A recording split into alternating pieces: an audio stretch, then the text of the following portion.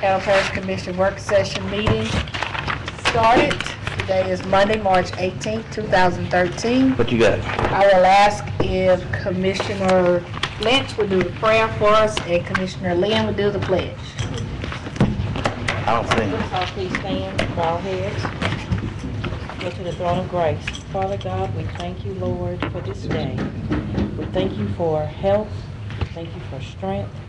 We thank you for a sound mind. We pray for the citizens of Caddo Parish, for all those that are in leadership. We pray for those that are in leadership at the national level, at the state level, or certainly at the local level. We pray that you will give us wisdom and how to lead your people. We pray for those that are in the military, the armed services, all over the world who are defending our rights and freedoms. We thank you, Lord, for the work that you are doing with our colleague, Commissioner Joyce Bowman.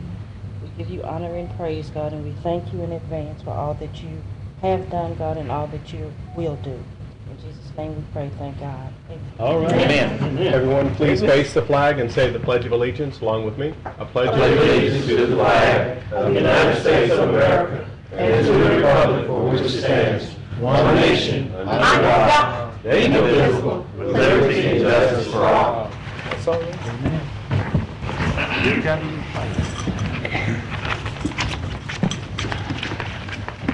Citizen comments. Any citizens who wish to address the commission must fill out a comment card and forward it to the president or the clerk of commissions. And the comments by any citizen will be limited to 3 minutes. And right now I don't have any citizens' comments. Oh, I'm sorry. Roll call. Okay, the roll call. Commissioners Dominique, Johnson, Williams, Lynn, Bowman, Baker, Lynch, Escaday, Thibodeau, Cox, Smith, and Epperson. We have a quorum, Madam President. Thank you so very much. Are there any agenda additions? Oh, these other visitors.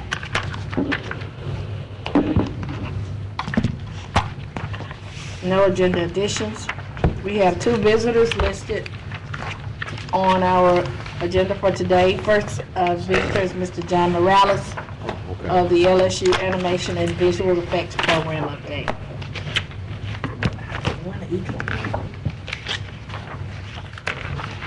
Thank you so much. I wanted to take a moment before I go into talking to you about the details of how we've been executing on the program that you all funded, to thank all of you for the support and the show of faith that the funding that has come to LSUS at a time when we faced some challenges. And it's been a bright spot, I think, for a lot of the folks out at the campus, and it's drawn a lot of really positive attention to us at a time when we could use some.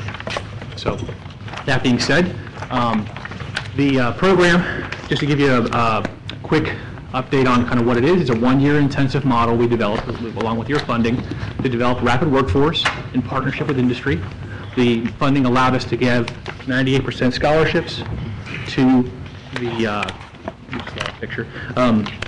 98% scholarships to the constituents who are able to qualify for the program. There's a 12-month day section and a 13-month night section. The marketing efforts involved direct mail campaign, outdoor billboards, radio, multiple targeted buys were done, community centers via mail packets and cards and posters. Church meetings were done in person, as well as 15 individual information sessions that were held both at LSUS and down here downtown at Cohabitat and a few other locations. The marketing plan was designed with Williams Creative, and it was designated specifically to reach the entire population of Caddo Parish. That's an example of one of the billboards right there. The enrollment and scholarship award process. The criteria was that they had to have a high school diploma and be a Caddo resident. The way we proved residency was a Caddo voter ID card. The total number of applicants we had for the program was 69. The demographics are on this slide. They show you male, female, and declined to answer data that we collected from them at the time they applied, and then also shows you demographic information that we collected in terms of their ethnic origins, and also decline data. The vetting process. Of the 69 applicants, 55 people attended a vetting module.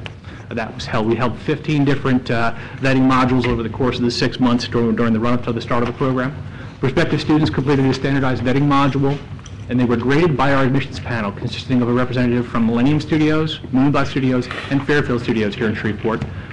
At no time did LSU Shreveport actually make an admissions decision or recommendation. They were all based solely on their performance in the module, and they were graded specifically by industry folks, and they had to achieve a 70% average from all 3 judges to be awarded a scholarship. Six tasks existed in the vetting module. The vetting module results, 50 people were eligible for award of the scholarship based off the vetting module. 38 chose to accept and enroll in the DMC's first year. 12 were no longer interested, declined, or unreachable. So the day-night enrollment ratios are 22 students are in the day section, 16 students are in the night section. The photo at the bottom there is the day section. Demographics of the 38 enrolled. Age, the largest groups by age clustering are 19 to 24 and 30 to 39, with a few others. The others are fairly standardized. We have a 34% female, 66% male cadre of students, and then you have also demographic information on their ethnic backgrounds there. And of course, since this information is culled from their own applications, so we do have a large group of them applying to answer the question.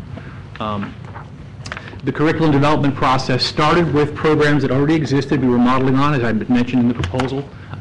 We went out and we designed an entire program from beginning to end for 12 months. We got input and focus group with both Millennium and Worldwide, and then we went and we designed a curriculum and went back to them for notes and input. So they've saw the curriculum more than once, and that allowed us to adjust and meet their input for the actual curriculum. So what we're training them on is, again, got a strong tie to what's needed in industry.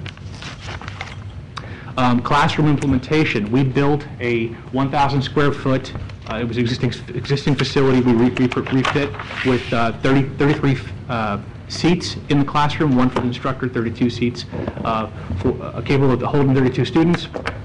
Professional grade 6 core workstations were implemented, all new high-speed networking, advanced classroom management software, and then state-of-the-industry software from Autodesk, Adobe, Foundry, Unity, Shotgun production management. All the same tools that are being used by the companies here in Shreveport are in the classroom, all the same versions as well. The staff were hired via LSU Shreveport policy and procedures. Greg Nelson and Thomas Johnson were selected as the day and evening instructors, and they both have extensive digital media background, and they both had teaching experience as well. Looking ahead, accreditation development is ongoing. 2014 section marketing will begin shortly. Our economic development visits, most notably, have increased in intensity due to the existence of the program. And also, we have been working with one of the local studios to actually integrate the final project with some of their workforce needs for an upcoming potential development in their area. And that may lead to direct employment for the students from the DMC, just that one development by itself. And then, of course, the Commission is aware that there is a new prospect that has expressed strong interest in the DMC candidates, as well as footprinting here in Shreveport-Bossier. The 2012 expenditures have already been reported to Caddo, but basically our total expenditure for 2012 was $168,657.84. Tuition and fees broke down as $10,275 in tuition before the scholarship. Fees broke down to $1,296.75 for a total of $11,571.75. And then fees plus 2% tuition, which is the student portion of what they had to come up with, is $1,502.25. And then there is optionally a payment plan, which most of the students elected to take, which costs $50 from the continuing education division. So that is the update quickly, and I wanted to leave time, obviously, for any questions. And I also have a great, while we're doing that, I have actually a video that shows the classroom. The class is actually going on.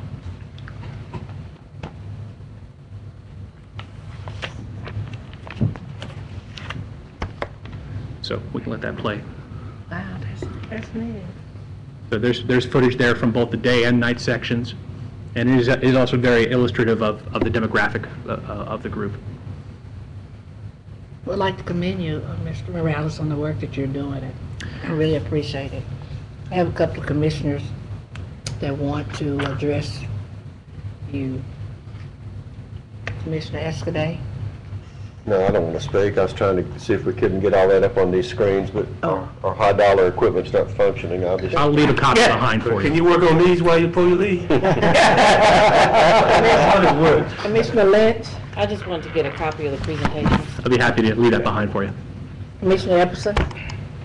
Dr. Morales, I had the opportunity to address in Mr. Washington's class at Southwood High School. Spent about an hour and a half with the students in their computer group. The East program, yeah. The East program. They stated that they had an opportunity to come out and experience the program, and I was quite impressed with them. And they want to help me out in doing a project where they can just kind of get the feel and showcase their talent. So I'm elated at the possibility of us collaborating on something. They're going to do it this year, and they're not going to stop. They're going to pick it right back up in September, and just make sure it just passes on down. So. East is a fantastic program. I had occasion to visit with their national conference on several occasions, and they have a great program in the high schools. That's all. Commissioner Williams. Thank you, Madam Chairman. I also want to echo what several commissioners said about the vision and the work that you're doing in the digital media. However, I am concerned about the ratio of the participants, how we can increase the public awareness about the opportunity in the African American community. So when I looked at the screen, I didn't see a lot of people that look like me. And unfortunately, if we're going to be inclusive, make sure that we get the word out. Maybe the word is not getting across the parish abroad in certain churches, in certain communities, in certain neighborhoods. Especially Booker T. Washington has a media program, and that would be a great partnership.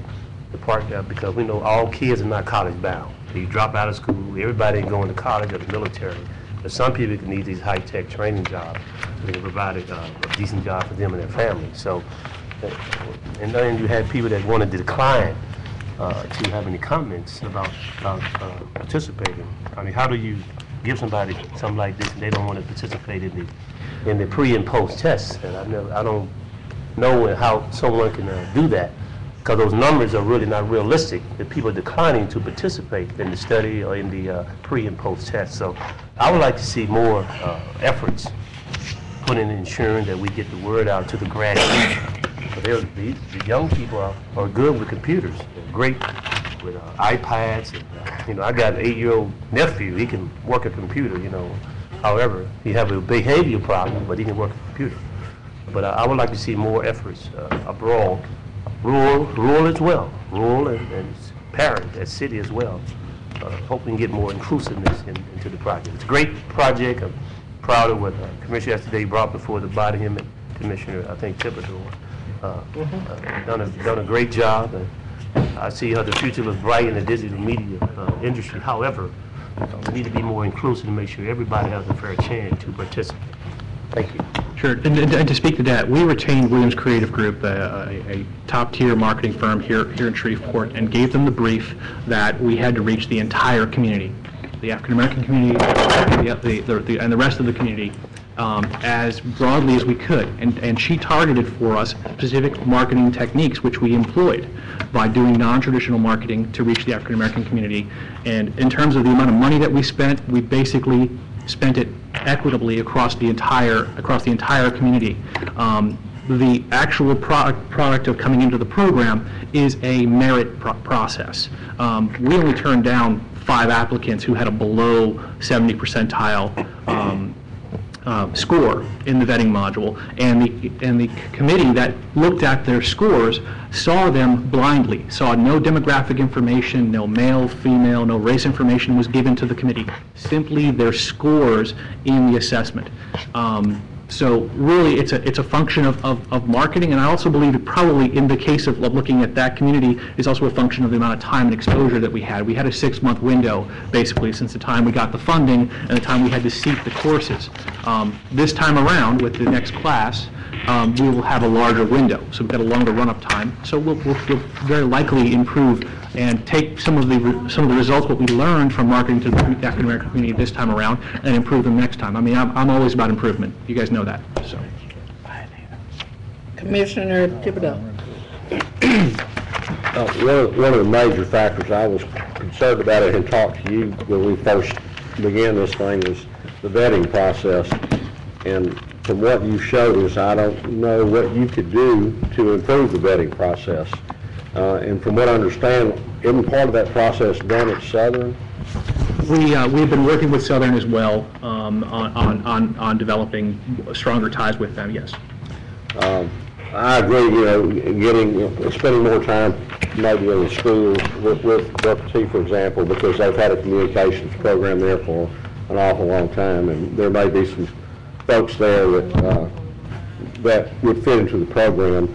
But I would certainly never want us to have anyone in the program that you had to hold a gun to their head to make them come. I mean, they need to be qualified and they need to be fired up about being in the program, and if they're not, then I don't think we need them.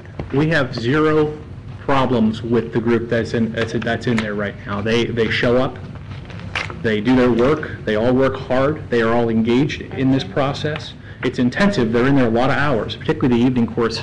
They're there till 10:30 at night every night. And they care about this. I said this at the beginning of the process. If you're not engaged in wanting to do this, I can't teach you how to do it.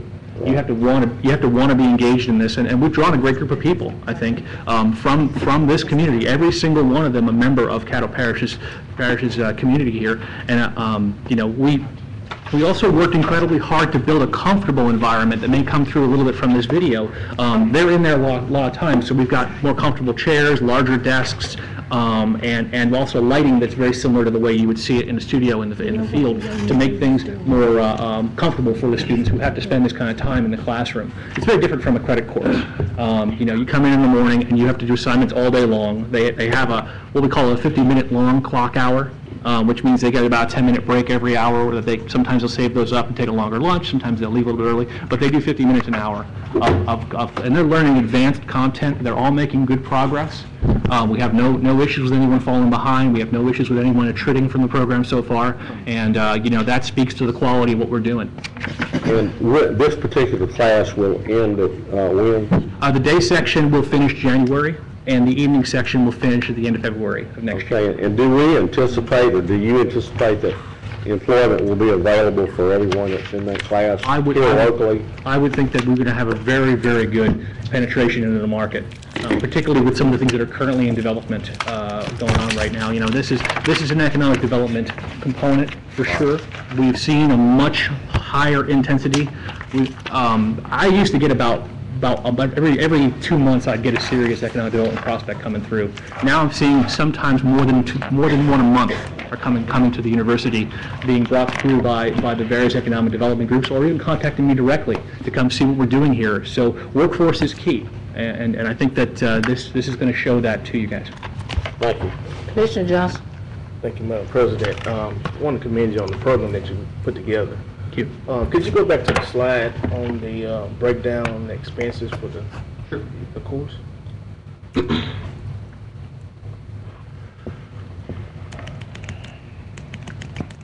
Take a moment.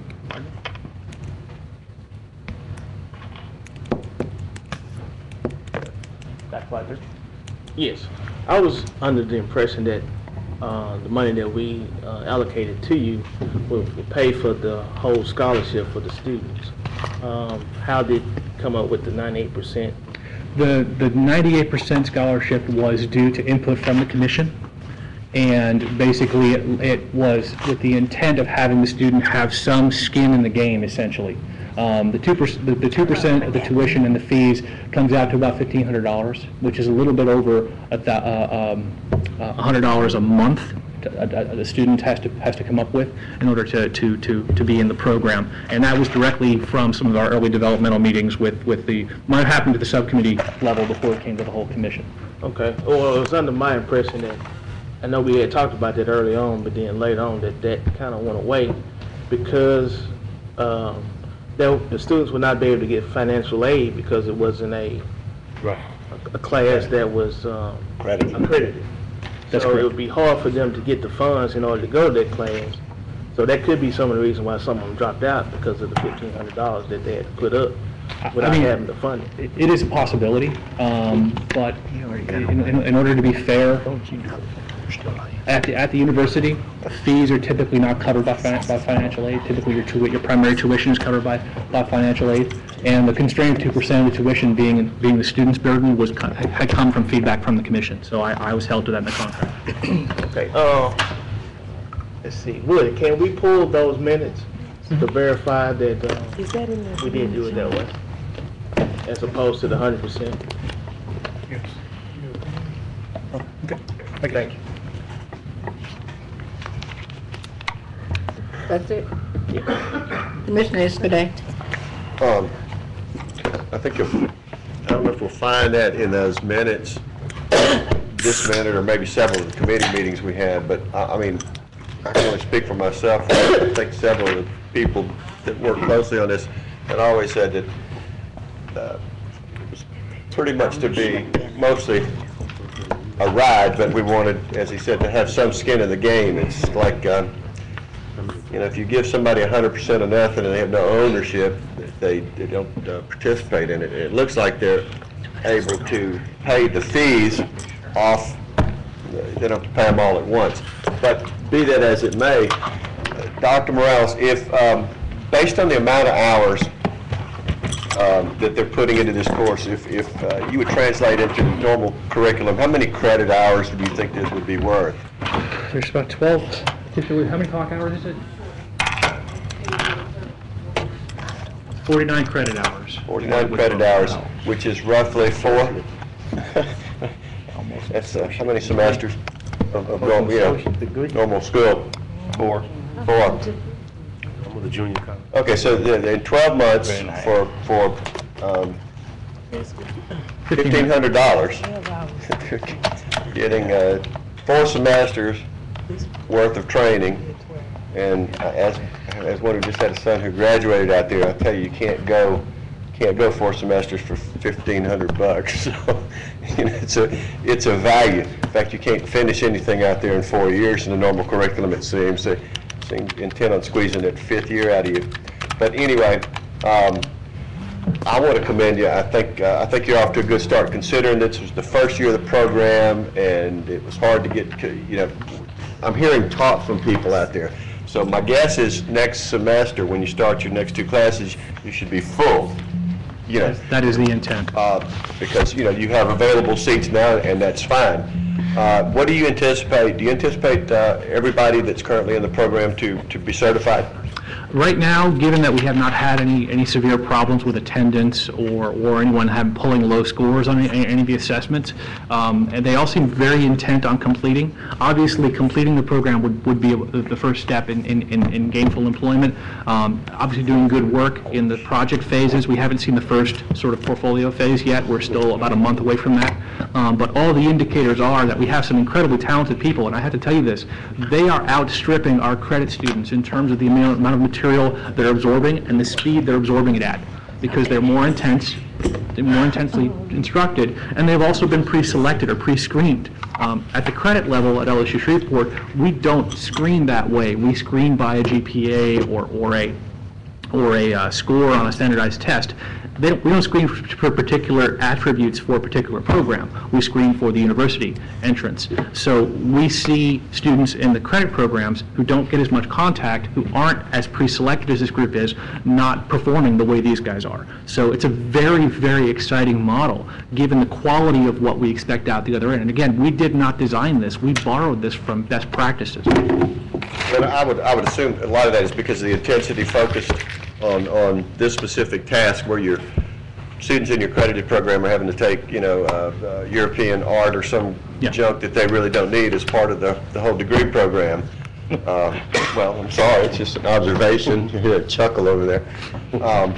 But I'm excited because I think this first crop will come out, and obviously they're going to be top notch. They're going to speak to this community as the type of product that we can put out, and words getting around, and we'll be competitive with the other handful of programs in this country and be able to offer a top-notch value, and in addition to educating our own here, hopefully draw students from, you know, even internationally into this program, because it will be such a value. So I just appreciate the effort, the good work. I haven't heard anything but positive things about it from everybody in the community. As Commissioner Williams kind of was picking up on the diversity thing, and next go-round we'll have word out. I noticed that it seems like women are not as into this as guys, and I don't know if that's because guys tend to, you know, grow up with our Xboxes and stuff and be more into that kind of stuff or whatever, but and And I don't know how you attract that either. You know, if somebody's either interested in something or they're not, but that was just something that I noticed. Could you just, do you have a theory on that, and then I'm done? Actually, the male-female ratio we saw at the DMC, if I were to compare this to 5 years ago when we started the credit programs, we were almost 98% male at the beginning, and almost 98% white male at the beginning of the credit programs. Today, we have a diversity level that roughly matches what's in the DMC. So I think the word in the community has gotten out. I think the fact that there are established companies hiring people here today versus 5 years ago when our credit courses began operations, it was really just for the people who had a very extreme interest in it. Now we're seeing a lot of folks with a more broad background and a more broad interest in it coming through the programs. And I'd say our demographics, at least on the male-female ratios, loosely match what you would see if you were to walk through some of the local studios when they're operating at high capacity. Well, thank you. I appreciate all your effort. Thank you. No other commissioner? Thank you so much, Mr. Brown. Thank you all again. Appreciate it.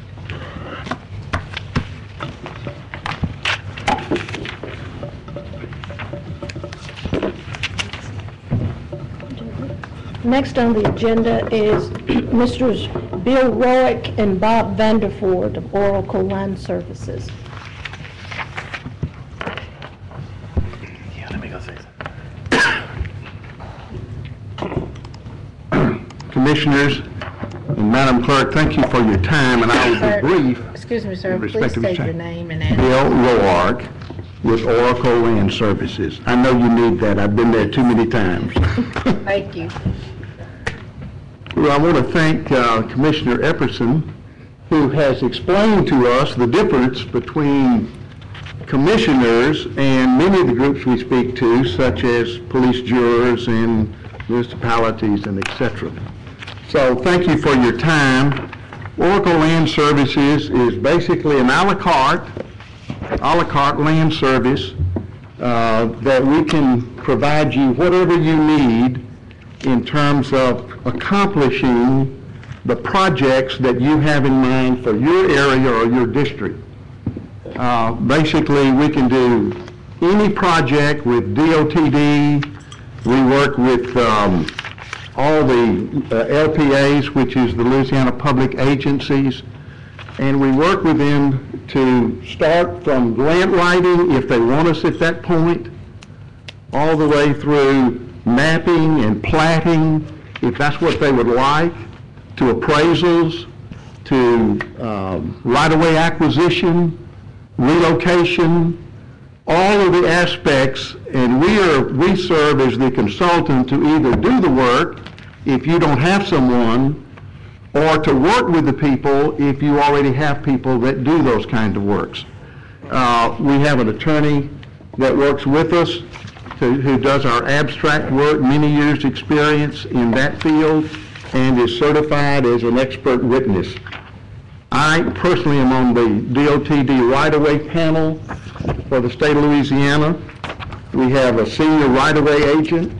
We have partnered and worked with JLS Company, which has 30-year service in land service.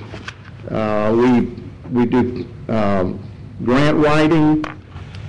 We do all kinds of services that are essential to accomplishing your projects both on time and in budget. Some of the companies we work with, in the event that you do not have someone or you would prefer us, we work with Hunt Geo in engineering. We've worked with them some, and we worked with PPM and Environmental Services, which are, both of those are regional, if not national companies. There's a lot of money out there. There is tons of money available for any project you want. Let me just give you a rundown of some of the projects, most of which you may or may not already be aware of. Road expansions, drainage projects, flood control, utility right-of-way relocations, bridge expansions, trail programs, walking or bicycle, safe school route, new lakes, water projects, whatever you need, there's money out there. And we are saying to the people we talk to, the groups we talk to, that our goal is to help you acquire the money for the projects that's out there and to get your fair share or more than your fair share to do those projects. Grant writing, landowner negotiation, right-of-way acquisition, mapping, title research, permits, relocation, appraisals, engineering. And you say, well, we have engineers. Great, we'll work with them.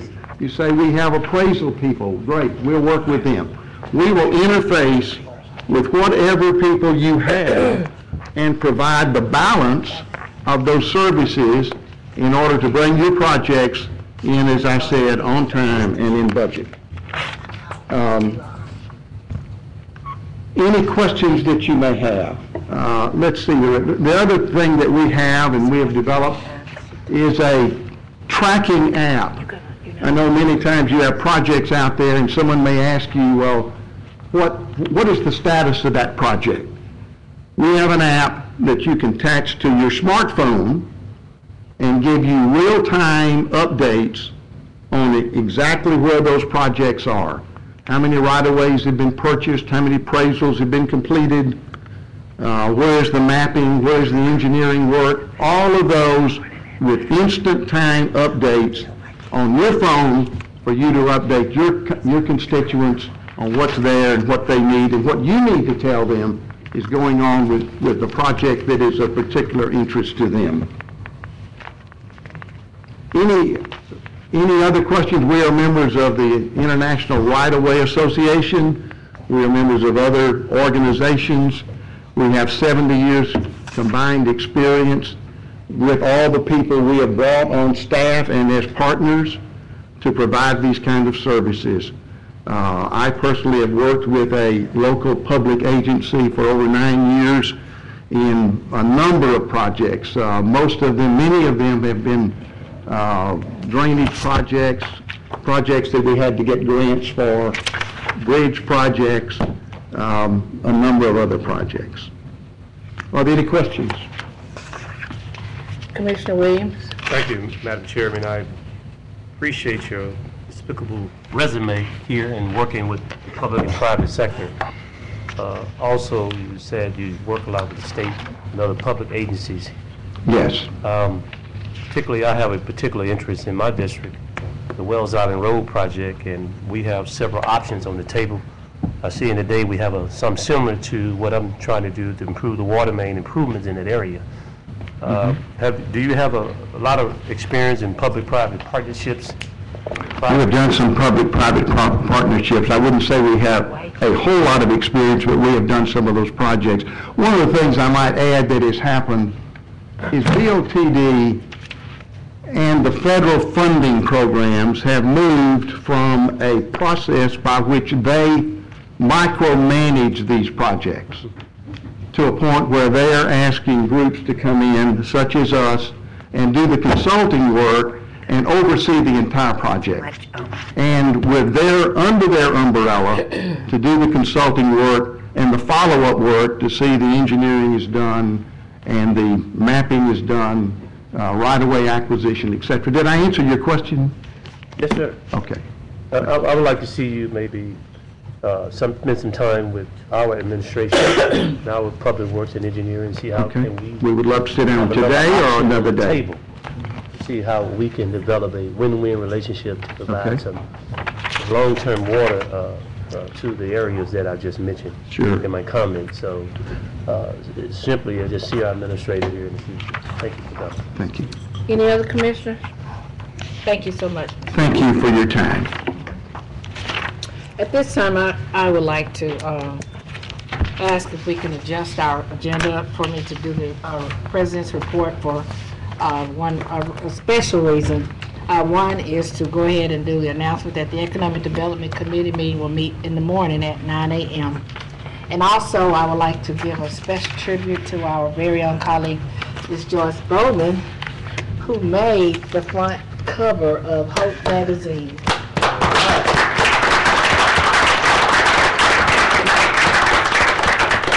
And I also want to commend, let me pass it so everybody can see. And I also want to commend Commissioner Bowman for her efforts and her hard hard work and just continuing to be a fighter and continuing to be the commissioner that her constituents voted her to be. So we want to say thank you so very much.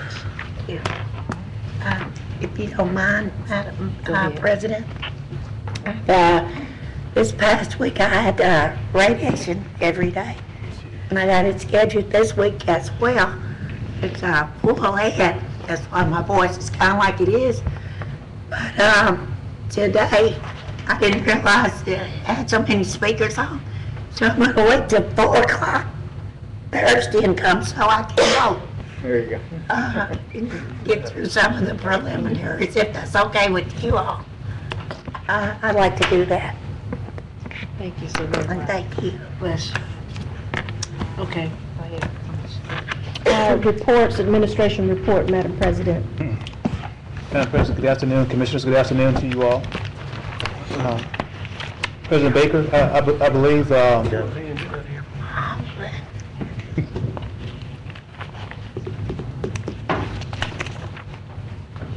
just kidding.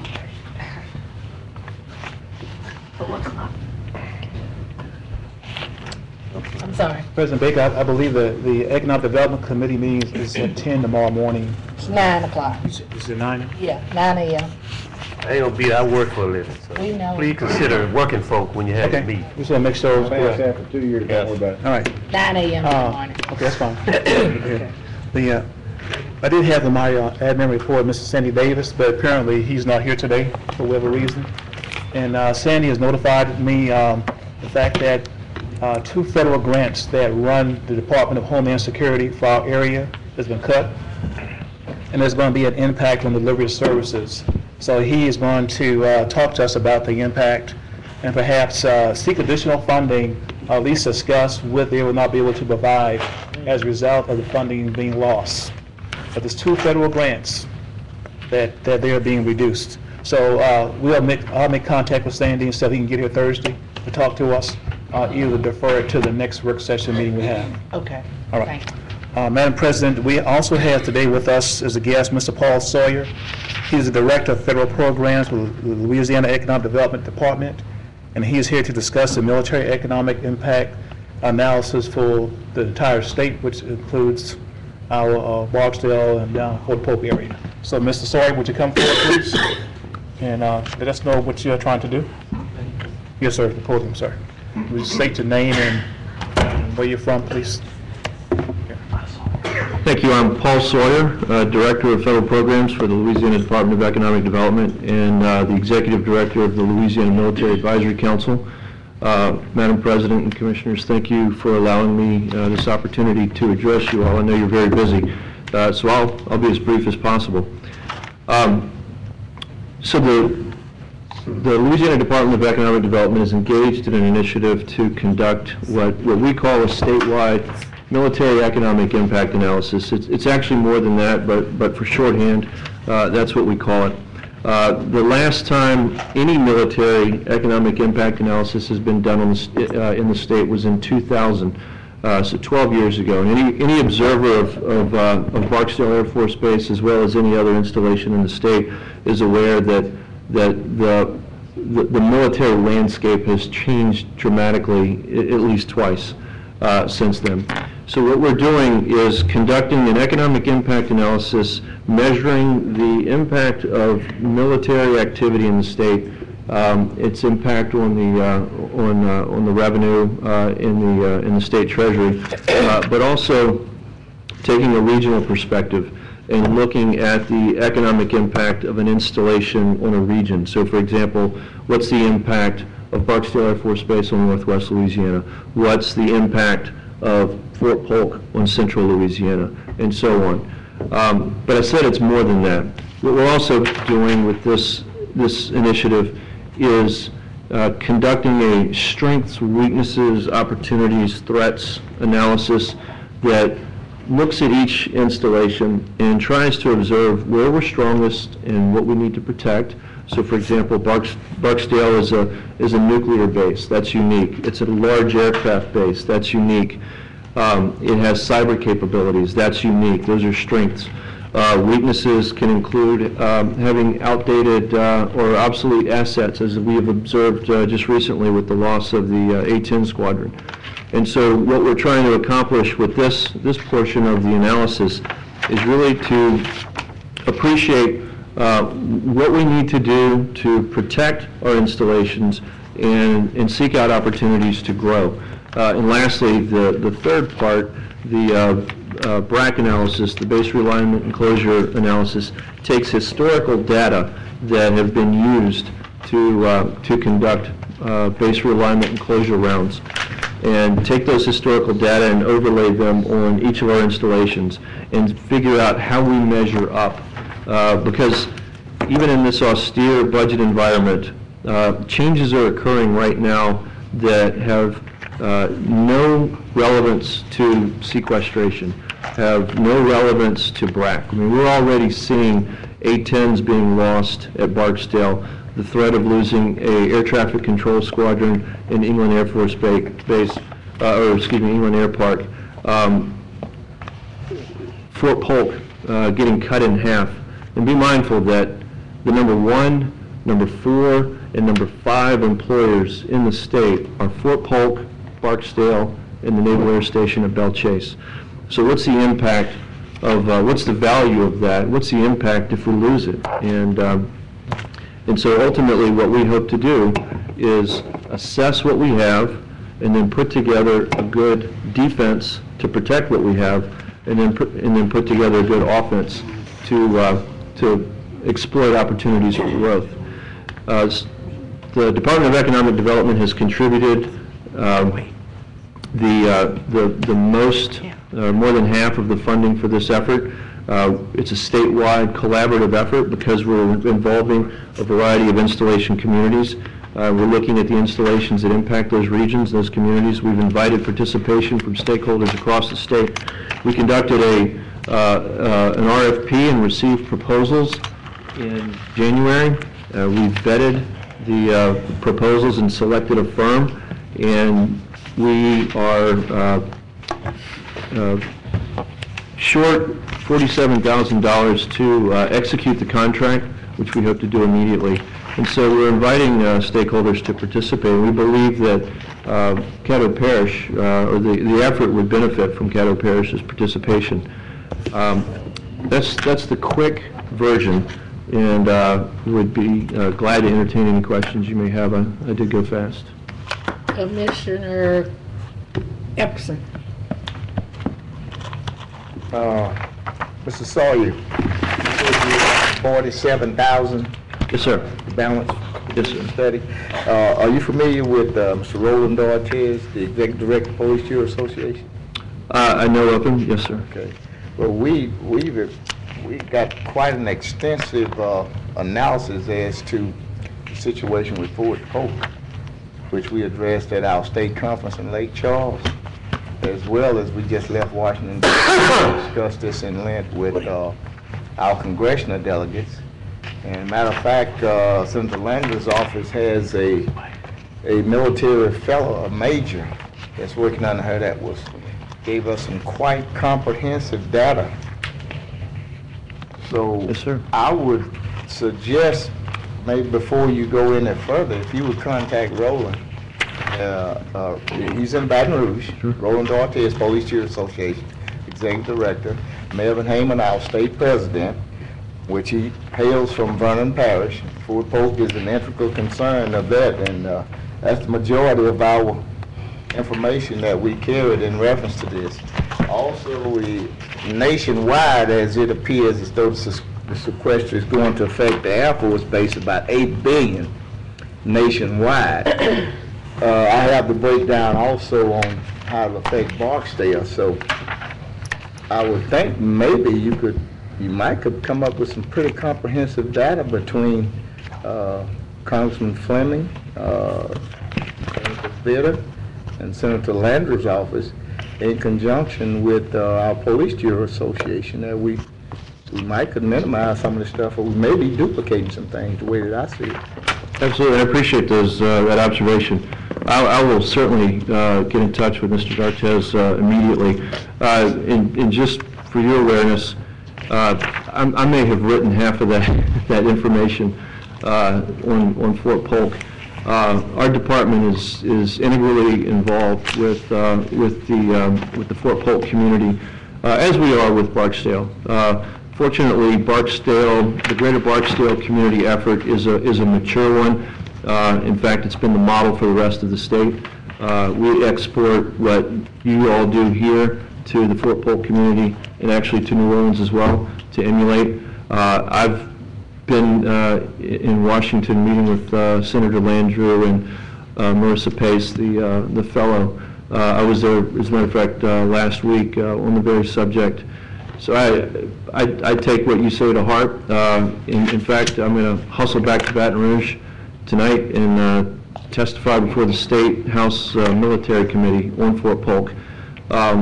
But Fort Polk is, it's important. It's the #1 employer of the state, and the Army is proposing to cut it in half.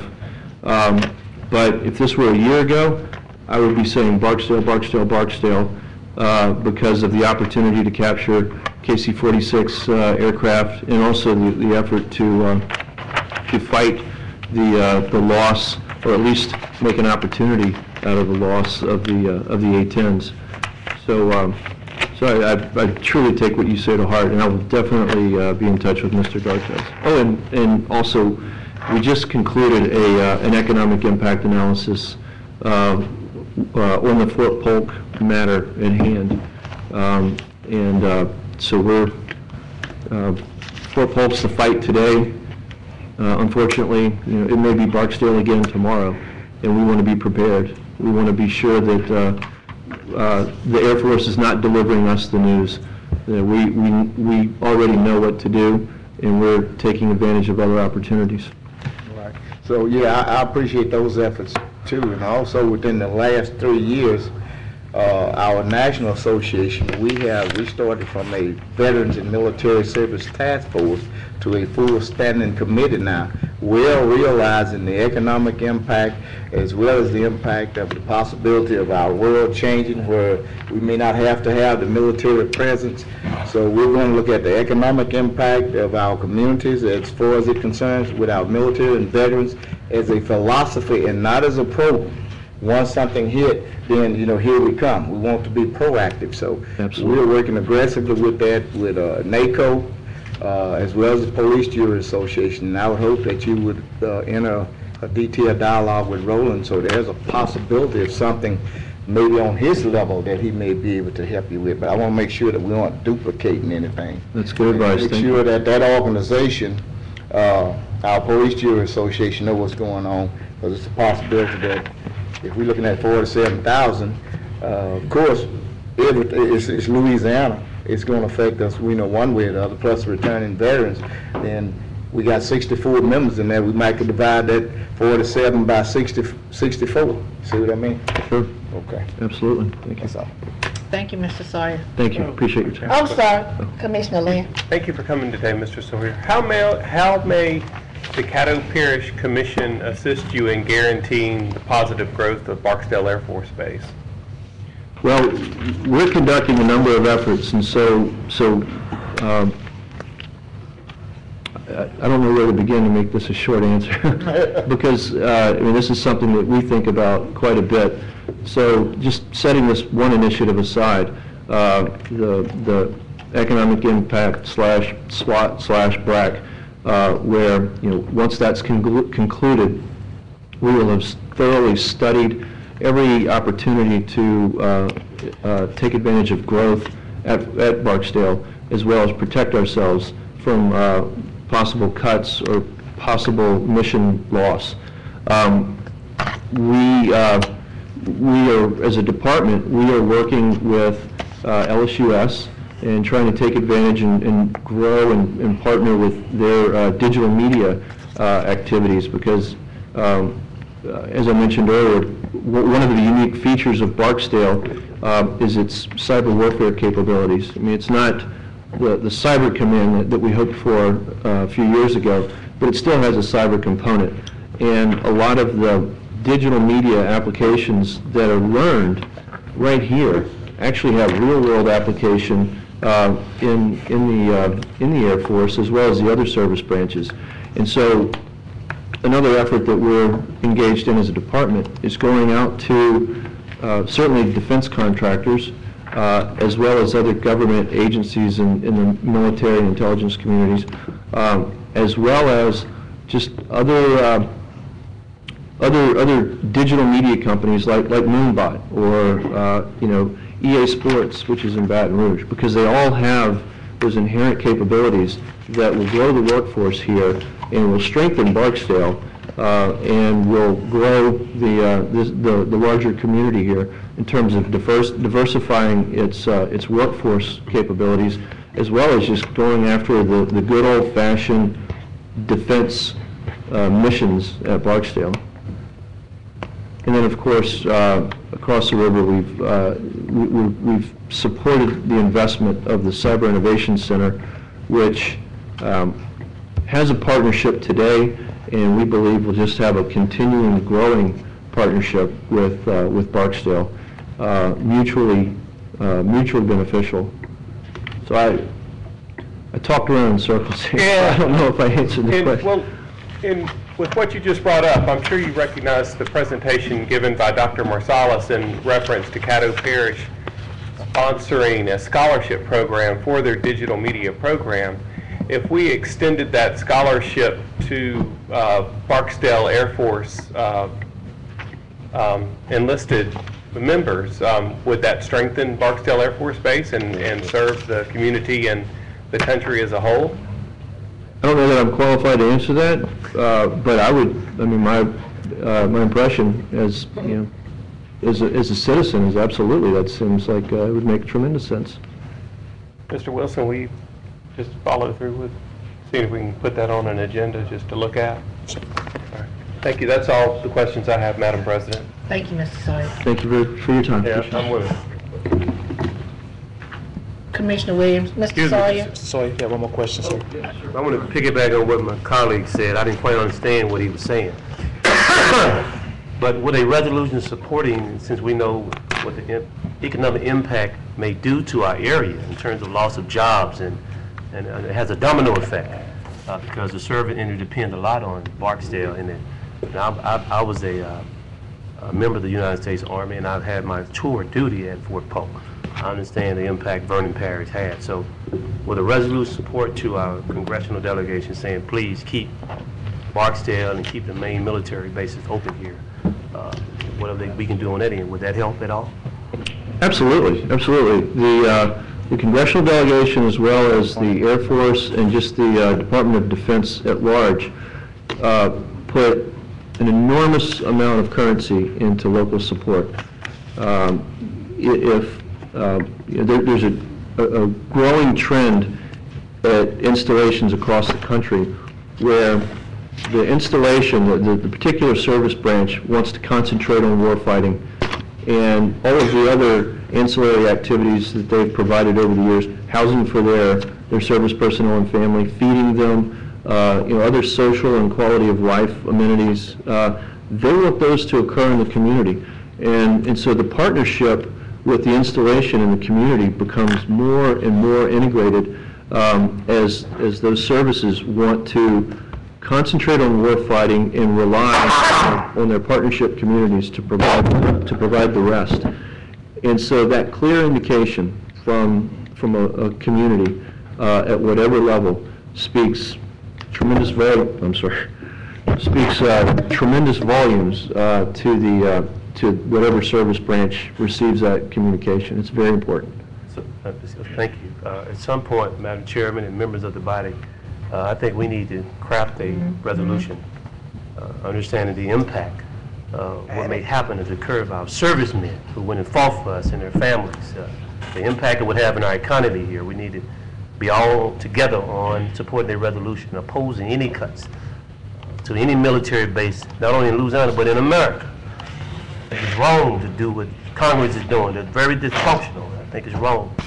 And we need to do all we can to let them know at the local levels that we're not pleased with what they're doing, and we need to, all together, the state of Louisiana and all the parishes that is going to be affected, together send a sound and alarm about the resolution opposing any cuts and go ahead and pass the budget, so we won't feel that impact. So I don't know what the proper protocol, in the next meeting, do we expand the agenda for a resolution, and how do we go about doing it, Mr. Attorney?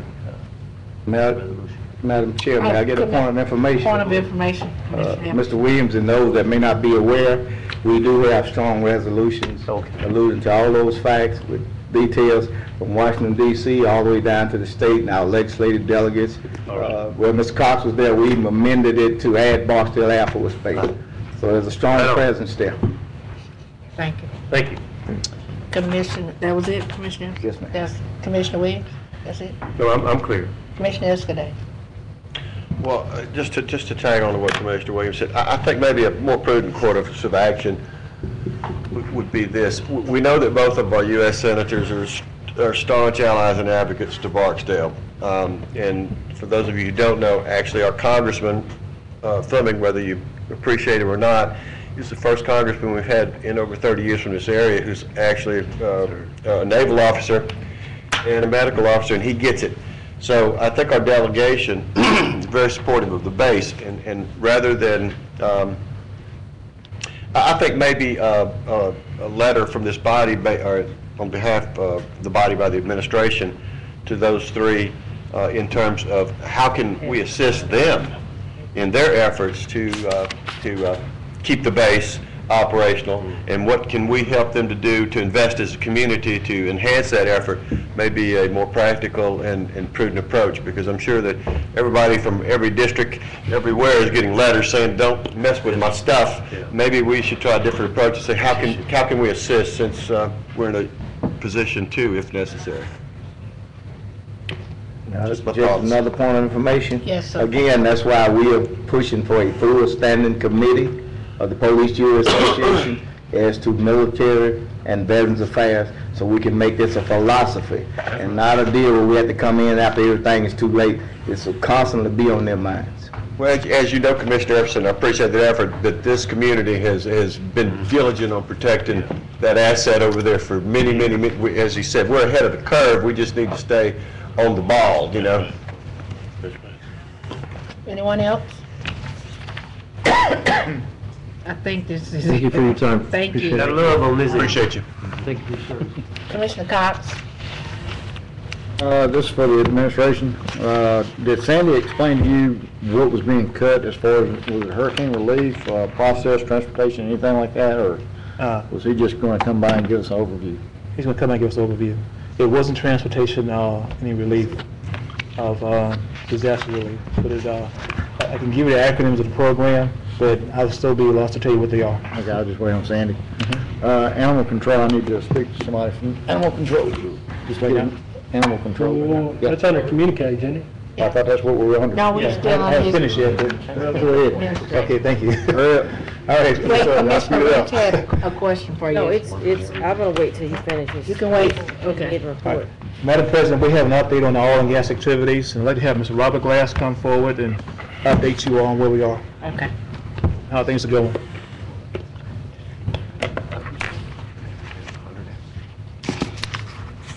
Afternoon, Commissioners.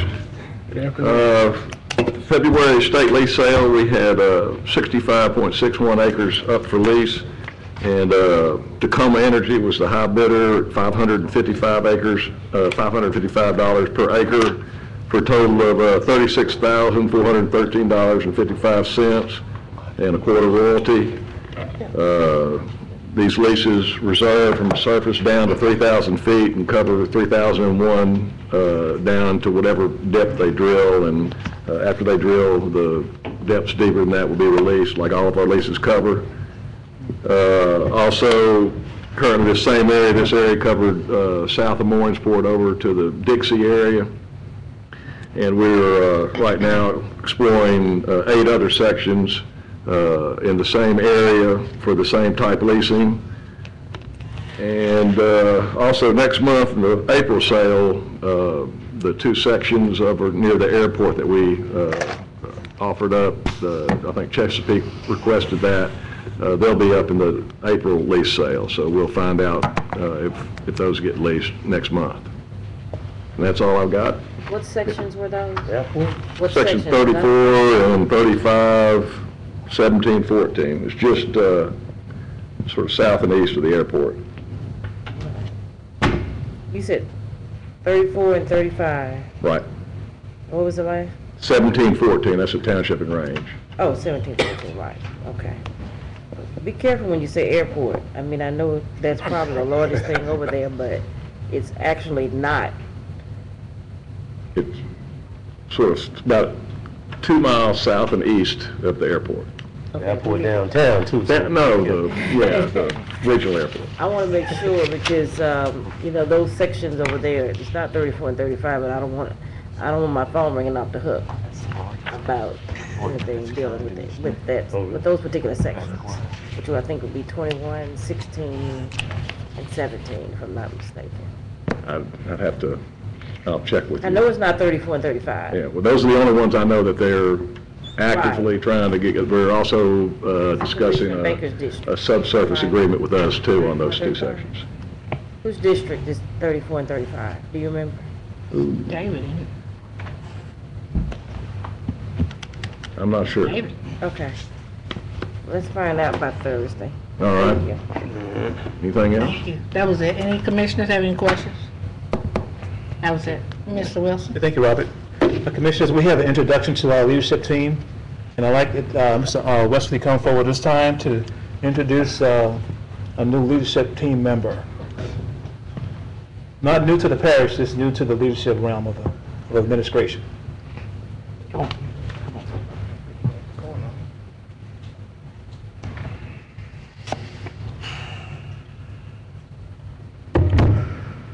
Well, how are you all doing today? Good morning. Today, I have the privilege to introduce you to you all, Mr. Doug Rainwater. He is my choice for the Assistant Director for the Parish of Caddo Parks and Recreation Department. Doug has a degree from LSU in Shreveport in biochemistry. He has a master's in environmental science from LSU in Baton Rouge. He served 22 years in the National Guard and retired with honors. He has been with the parish for 11 years at Eddie Jones Park, one of our major parks. All right. During those 11 years, he was deported twice. Once to Afghanistan. Deported? Deployed.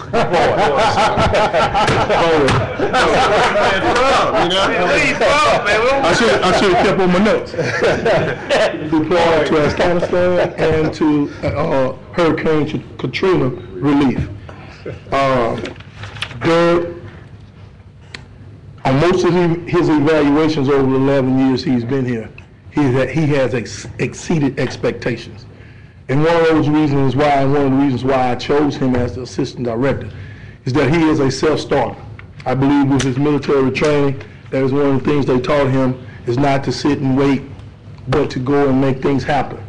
If you see something, make sure it's done right and correct and get it done. He's always been that kind of way with us in the past.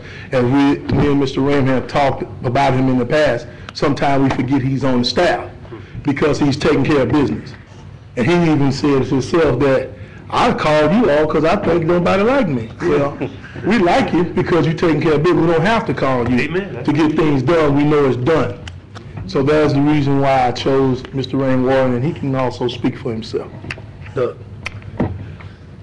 Thank you, Commissioners. It's a privilege for me to stand here today and be introduced to you guys, and hopefully I'll follow in Henri's footsteps as he steps up to take the director position, and I'll take over as assistant director. Of lots of plans to work on, and hopefully everything will work out smoothly.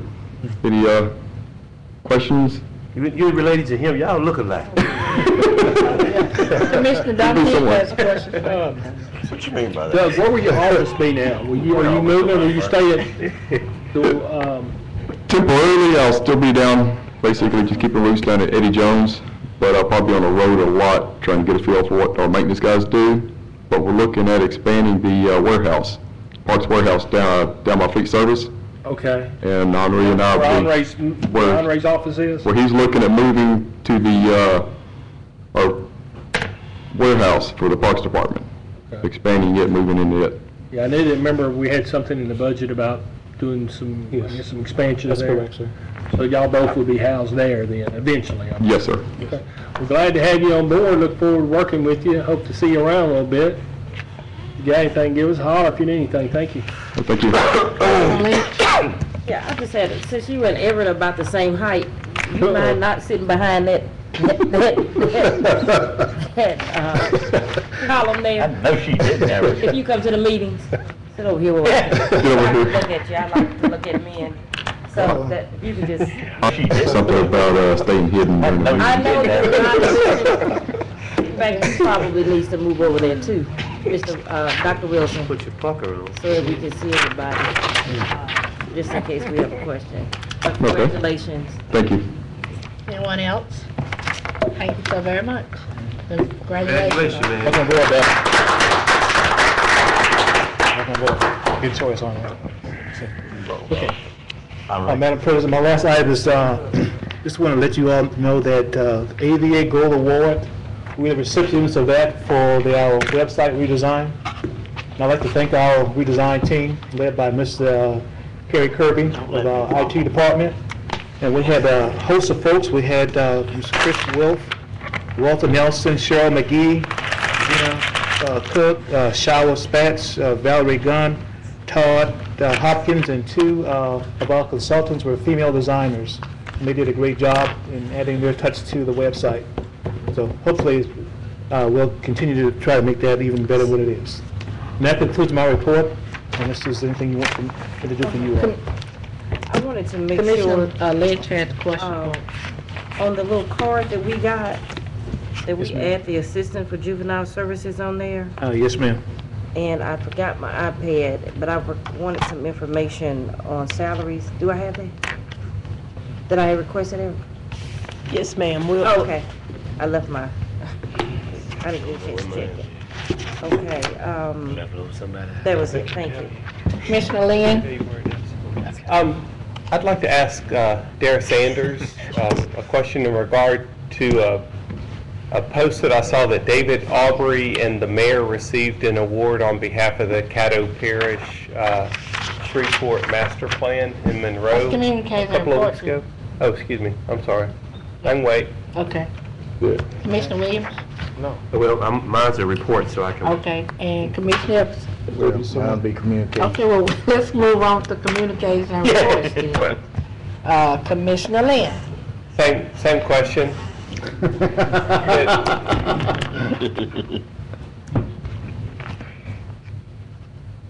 You should have just sat down in the front row.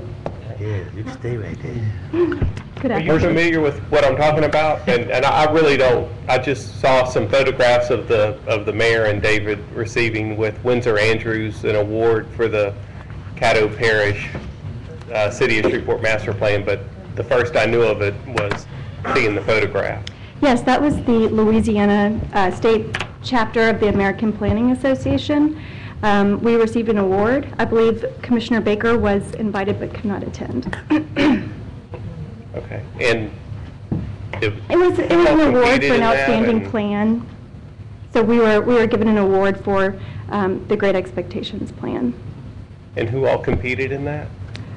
I can't answer that question. Okay. I don't know who all throughout the state submitted for that category, but we were awarded. Does anything come with that other than a plaque? We did not receive a plaque. We received a certificate. Oh, okay. All right. Thank you. That's all, Madam President. Thank you, Darren. It was for Caddo and Shreveport, right? Right. It was submitted by the MPC, and it was awarded to the MPC, the parish, and the city. Wow. Okay. Okay. That's everything. Thank you. Commissioner Williams? Thank you, Madam Chairman. Mr. Administrator, I want to first you give me the update on the latest planning for the Wells Island Road Initiative Water Mains project. Okay. Mr. Lucky and I met with Senator Tarver last Thursday and solicited support for the water enrichment grant. And we just sent a letter requesting $250,000 for that project. And Senator Tarver told us on Thursday to go ahead and submit the application, and he would advocate for us on our behalf with the staff. So, as far as I know, we was trying to come with the money to do the project. Also, the animal mosquito control, you know, snakes are waking up now, Cherokee Park area. I don't know what the plan is to be proactive in regards to spraying for mosquitoes and rodent and snakes. So I don't know what your plan is for that area, but I hope that you would give it some attention in the near future. You know, years ago we had a serious problem with those snakes and rodent and rats and mosquitoes up there in that area. We've got a lot of senior citizens, children, school going on. So let's be proactive in that area in the near future. Thirdly, my last comments regarding the Juvenile Justice Committee will meet on the first commission meeting in April. Plans are to discuss a master plan, have a pre-planned strategy for our youth, maybe a city and parish-wide summer youth program for at-risk youth in the urban area and the rural area. Here again, we need to be proactive in regards to planning for our youth. If we don't have plans, oftentimes our youth don't have a lot of recreational activity to do during the summer. We know lives are lost by not having adequate swimming pools and adequate recreational activities planned for our youth, and we don't have jobs for them. So oftentimes they get caught up, be at the risk of doing other things, involved in crime and criminal behavior. But we need to have a pre-plan with the city, parish, recreation department, some young youth pastors, and community organizations and nonprofit organizations. So I'll be working with you and the staff and having a meeting, the first meeting in April. Will that be on the workshop or the regular meeting in April? Do we know yet? The first meeting in April, that would be the Work session? Thursday. Work session meeting? Work session meeting. We're going to have it around about 2:30. Okay. 2:30. And it is to develop a master plan for the summer youth program for our youth. That can be a combination of several things, but we need to have all the players at the table that's involved in you in terms of, we have truancy officers, we have curfew ordinance, we have the sagging ordinance, we have all types of ordinance that we need to work on to try to save our youth and give them the opportunity this summer. Thank you. Commissioner Epson. Mr. Wilson or Mr. Grubbs, the economic zone that the city, I don't know if they have established it or they are contemplating establishing it, in the area of Mall St. Vincent for improvements, as well as I think the city get about 20% of that extra 1% sales tax that they can assess to everything that's sold within that area, with the exception of Sears and Dillard's, I believe.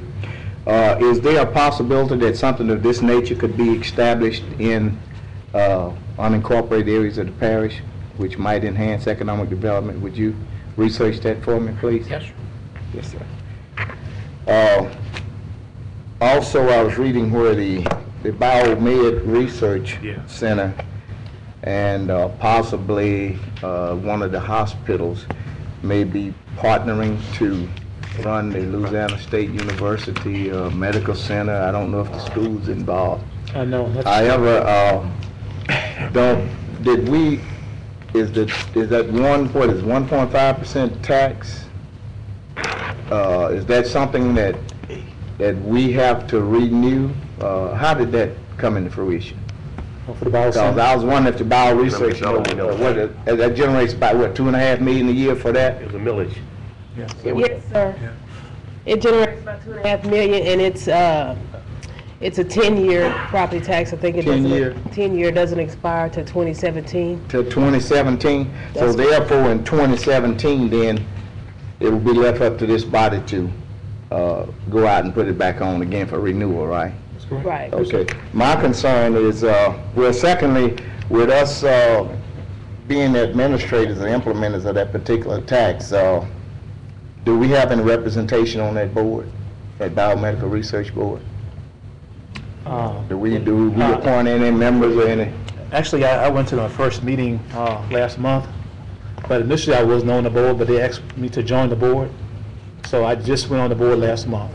Okay. Well, this is where I'm going. Yes, sir. It appears as though the role may be changing. We're the ones that are going to be out and advocating that tax or whatever. And if that role is going to be changing, whereas the Bio Research Medical Center is going to partner with some hospital, some other hospital, a private hospital now. I'm not talking about LSU, and they're going to be running with whichever deal it is, as well as I think EA Conway, which is located in Monroe. That's correct. That's what I heard. Possible within that. So I think that changes our participation, directly, and we need to be at the table with those negotiations, as well as I think there needs to be something amended to whatever we're doing now at this point in time, if that's going to come to fruition, that we be directly responsible for providing some people at the table on that board as appointed by this body. So would you research that for me also, please? It's time for our, resolution we do annually as far as recognizing the Caddo Parish Commission as the grantee of the Head Start. I spoke with Mr. Guidry and I told him if he would just sort of, let's bring that up in the first work session in April. You all realize that resolution we have to do each year?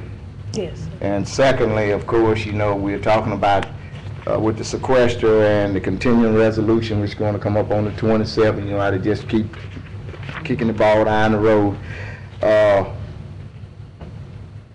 While I was in D.C., it appears as though Louisiana may be requested for a 5% cut in our Head Start programs. I think Mr. Guidry is working on that. However, it's still fluid.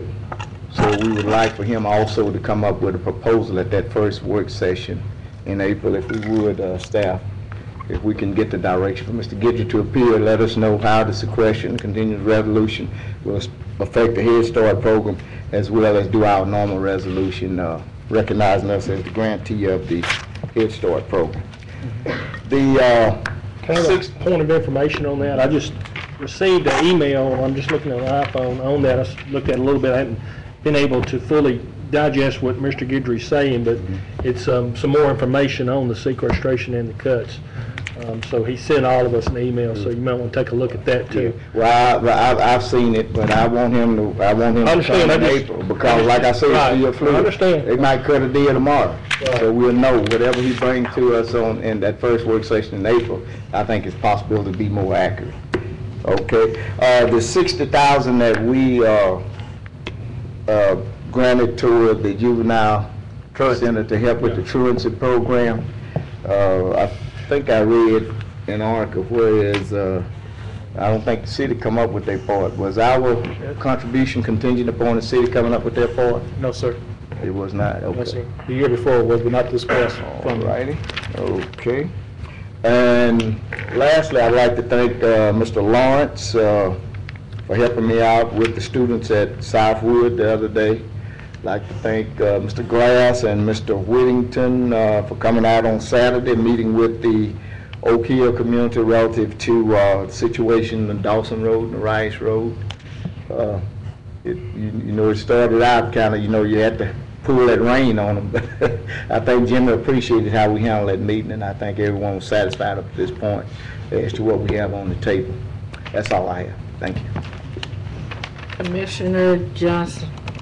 Thank you, Madam President. On March 14th, we had an NGO meeting, and on that, basically, there were 8 non-profit organizations that we approved to fund. I think total $35,200. I passed the minutes to everyone today so that these minutes will be adopted by the board before we move on and vote on the request. Thank you. Thank you. Commissioner Dominique. Couple things. First of all, the Redbud Festival was held in Vivian this weekend, and the weather was great, but I just wanted to thank Andre and his staff. They always bring up some bleachers for that event, so appreciate all y'all did to help out. Next thing, Everett, the mosquito issue coming up, I think Commissioner Williams touched on that. Please make sure that we start hitting those baseball fields at Vivian, the Legion Hills field, Earl Williamson, Blanchard, and these other schools and throughout the parish, wherever anybody's playing baseball, we need to make sure we get those out and maybe spray if you can, like on a Wednesday when they're not practicing or not supposed to be practicing. The Long Range Committee will have a meeting this Thursday at 2:30 to discuss the planning on I-49. I know that everybody's got an email on that, so it's on the committee, so hopefully you will be there. And sure. On the I-49 corridor Right. study, how far down south does that on the northern part of I-49 north, how far south on the study does it? I think it just goes to the MPC limits, what they're looking at right now. Well, that study will go from Arkansas all the way to DeSoto. Okay. The whole study is going to be done, and we're just trying to partner with them to expand the study. Right. And Alcova is doing an independent study already, so we thought it'd be a great idea to partner with them to expand it, the northern part, to see what that corridor would look like, as well as some parts in the southern part of the parish. I know, but for the meeting that we're gonna have Thursday, it's covering north I-49. Well, it'll be everything. I imagine the presentation would include everything I would assume. So, Okay. Whatever's in the proposal, are you on the committee? No. I'm not, But but I'll I'm be thinking about being there. That's why Okay. I wanted to know if it was covering part of my district. The other thing, I guess, is a question with, back on Commissioner Epperson, is I read an article also that the city's not going to fund the truancy program. Is it a dead deal? Is it going back to the parish, back to the city, or can anybody give us an update on that? I don't know, it's kind of frustrating to even discuss this, because I've been in several meetings with the city, and they initially said they would support it. To get to the end, they had a rug pulled from under us that they won't support it. But I don't know what they're going to do, because, unless they put it in writing, how are you going to believe what someone tell you? That'd be who? Well, that was coming from the mayor's office. The representative was there speaking on his behalf, so, I don't know. We talked to Dale 1,000 times over that issue. We talked to everybody and their brother, and we still get to the same point, so I don't know who to talk to at this point. That on that? Yes, that, just point of information, the very first conversation that I had in regard to splitting the funding, a third, was from and with Mayor Cedric Glover, and he point blank said, this is something that the city has to do, and this is something that we're on board with first and foremost, and we hope that you, the parish, get on board with this as well. And so it was he who, after it was brought to light, led the charge for at least the first couple of inches. Thank you. That's all I have, I think. Commissioner Cox? Get with me after the meeting. That way we don't have to waste more time. I got something else. That's it? That's it. And she has had one. Have 3 more commissioners. Commissioner Lynn? I need to see Mr. Harris afterwards in regard to a dog issue. That's all. See us both Before after you the sneak meeting. out. Commissioner Lynch? That's all. Commissioner Lynch? He threw me out when he talked about Everett sneaking out. It kind of messed with my mind here. Hold on. What day are you getting married, Matthew? That's what I want to know, because there's a lot going on. The day April before, 1st. an even more important day for you. April 1st. Right, so that's our meeting day. Yes. It is, What time is the wedding? 7 p.m. I'm gonna stay here a long weekend.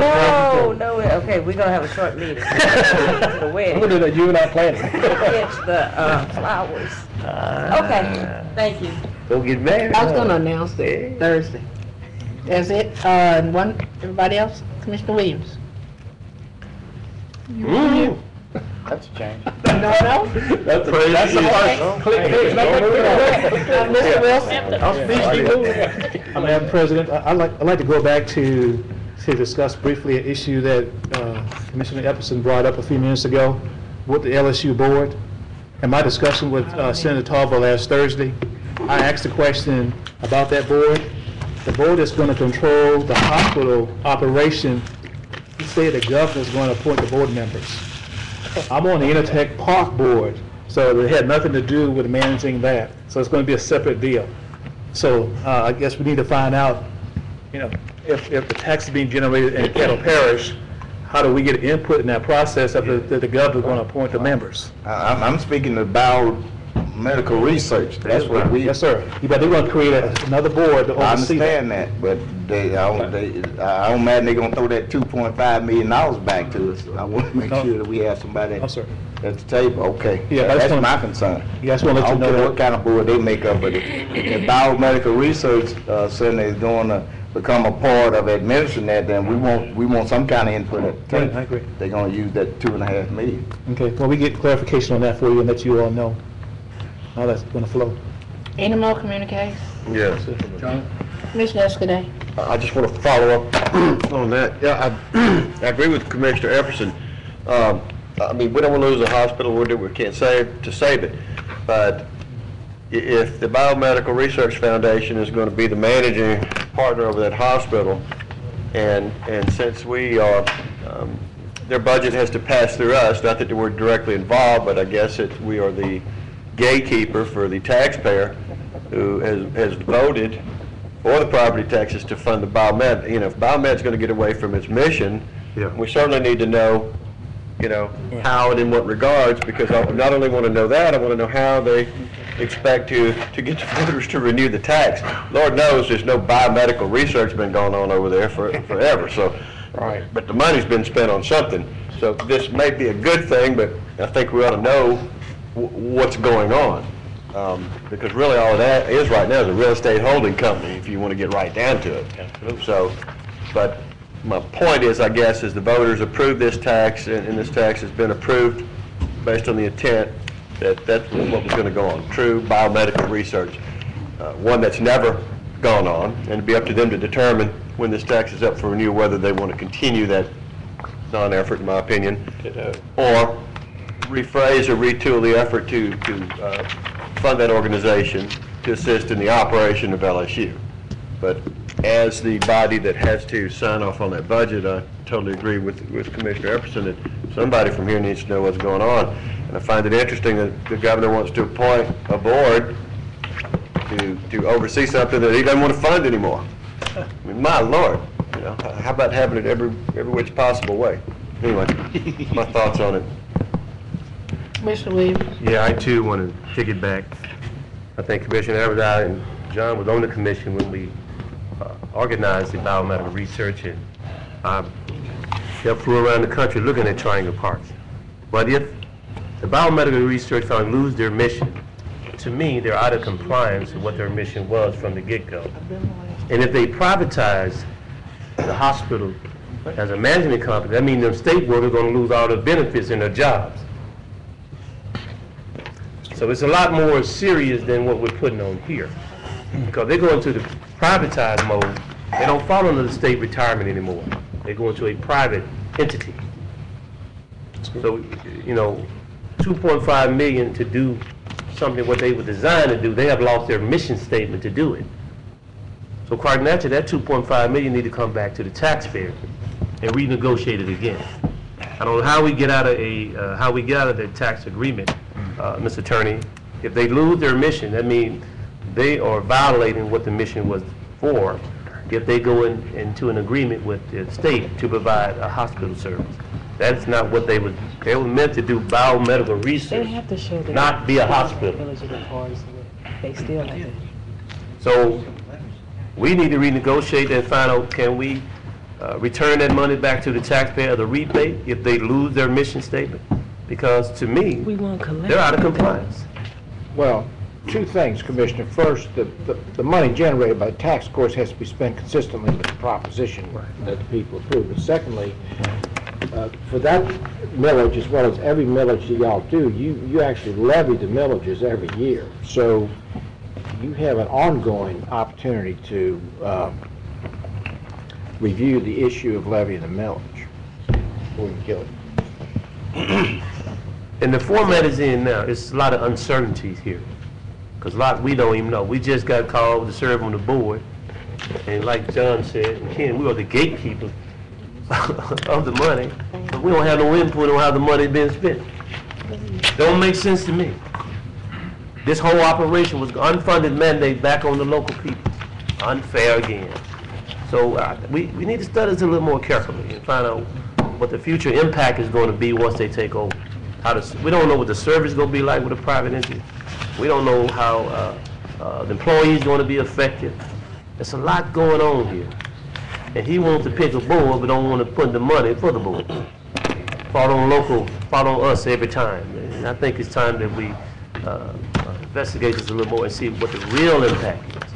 And I think Commissioner Everett is on this, so I'm glad he was looking out for the interests of the taxpayers and the Biomedical Research Foundation. So I want to commend them on that and as well. So that's that important. Thank you. Thank you so very much. Last communique is remember that Economic Development Committee meets in the morning at 9 a.m. upstairs in the administration. Mine got 10 p.m. Is that right? No, it's 9 a.m. He resent it. It was 10 p.m. on mine. He resent it. Next, Commissioner Clerk. There's no old business on the agenda, Madam President. We move on to new business. Yes, ma'am. Authorize introduction of ordinance number 5294 of 2013, amending the budget of estimated revenues and expenditures for the Riverboat Fund in the amount of $40,000 for a summer employment program. Move Thursday. Second. Been moved and second, moved by Commissioner Johnson, second by Commissioner Epson. Are there any discussion? Mr. Thibodeau? Yeah, I had one question. Mr. Wilson, in prior years when we've had summer programs, how has that been funded? Has it just been out of the individual director's budget, or is it, where does it come from? I think it's Riverboat. Riverboat. Okay, thank you. Erica said that. Any other We heard it that discussion? time, Erica. Commissioner yesterday, I'm sorry. And tagging on with that, this is for 12 positions, as we used to do in the past? Yes, One sir. from each district? That's right. Two? No, it's one. 12 districts, 12 positions. 12 college students. College or high school? Well, 12 students. 12 students. Right. Okay, Could one be from high each school or district, college. correct? You've got budgeted, we want to budget 40,000, but, actually, it's about $3,300 more than necessary unless they work overtime, which I don't think we're going to work them overtime. So, Right. it's in that range. I would request that since we're going to, if we fund this out of Riverboat, we'll be eating into our surplus balance to do this, that at the end of the year, the departments that employ these youth, that any surplus they have go back into Riverboat to replenish this fund. It's just a thought, but I'd feel a whole lot better about it. Is that a motion? I'd like to make a friendly amendment to your motion. Are you following me? Surplus from the money you allocate? Let's say Department of Public Works hires 2 of these people, these students, and at the end of the year, their budget comes in and they didn't spend their whole budget, they can reimburse the Riverboat the $600 that it costs for those 2 students. Generally, everybody comes in at or under budget, do they not? Yes. Is that a problem? No, as long as we keep the money separate. I mean, as long as we use the Riverboat money to pay for the program, you implying that if we don't spend all that money goes back to the accounts. Are you talking about public work funds going over to pay the? I'm talking about the public work reimbursement. Honey, could you do that? I guess we can find out for that to be done. Can we not do that? Eric? Yes, we can pay for whichever students are funded from the whatever departments, yes. They can Are you following me? If we put one in legal and legal's got an extra they ended the year $5,000 in their budget, it goes back to Riverboat. That way we're not depleting our fund balance. Yes, but now we're not asking for these students, it's coming from. That's the It problem. doesn't matter who's asking. It doesn't matter who's asking for it. We can do it any way we want to do it. Right, I just want to make sure that if we do it that way, then the department head will say, well, I don't want to have a college student in there. They don't have any choice about it. Well, are we sitting here asking them? I thought this is something you wanted to do. It is, but I want to make sure that if we do it that way, that one department is not flooded with students and another department head saying, well, I don't want any students. Because they don't have the funds. I didn't say it must be done if they have any extra. Okay, that's right. That's all. It's, hey, if there's zero, there's zero. But Are you making an amendment? I did, if I could get a second on it, but if it's that big of a deal, okay. You can amend it on Thursday, this is just. Yeah. My question, can I ask? I'd rather discuss it and amend it now, and so that Thursday, when we come to our meeting, we don't have to discuss all these things again while most of us are here, except Ms. Bowman. Okay, what you got? Any, I'm are you finished with my finished? discussion on it, yes. Commissioner Dominique? So these are the guidelines of the Those are workers. proposed guidelines. And to understand, even though it didn't say it, it'd be one worker from each commissioner would recommend a student. Okay. Where to go? He handed out these a while ago, but this is the purpose and eligibility. You should have it somewhere. Commissioner, where he left out? Cox? Yeah. Are you finished? I'm through. Okay. Well, I have a question. Commissioner Cox stepped out. If, in reference to your amendment, if we were to, why can't we just do it like that in the beginning? Just have each department pay for their We've work? got 12 students. Some departments may have more than, Public Works, Parks may have 2 or 3 of them. Or we don't know where we're going to place the students yet. It depends The on. employment process, and Who's making that choice? we're going to put them through the HR process like we do anybody else, so they can get the exposure on interviewing for jobs and going through What the constitutes process. what department they go to? It's based on the recommendation that you all make. We don't know who the students are, we don't know their backgrounds, we don't know where, so we'd have to talk to the department Once heads. this We just don't. potentially passed, then there would be some additional guidelines. put Okay. together. I didn't want to put a whole bunch of guidelines together and it don't pass.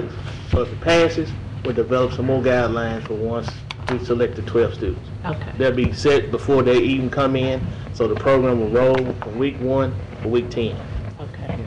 We made it work in the past. We matched the kids' skills to the things they want to do that we have useful in the organization, which will be a little different from in the past. We're going forward with a new program. Right. They have to be in school, college, or high school? High school or in college. Okay. 17 to 21. We have I hope they're not Amendment? 21 in high school. we have an amendment to the original. We have a motion to move to Motion, Thursday as yeah. amended. As amended. I'm sorry, Commissioner Cox is back. I was just gonna tell them HR would handle all that in the past. I'd say about 30% of the students actually don't even make it through the 10 weeks anyway. So, yeah, let HR handle it and roll with it. Okay. Please vote.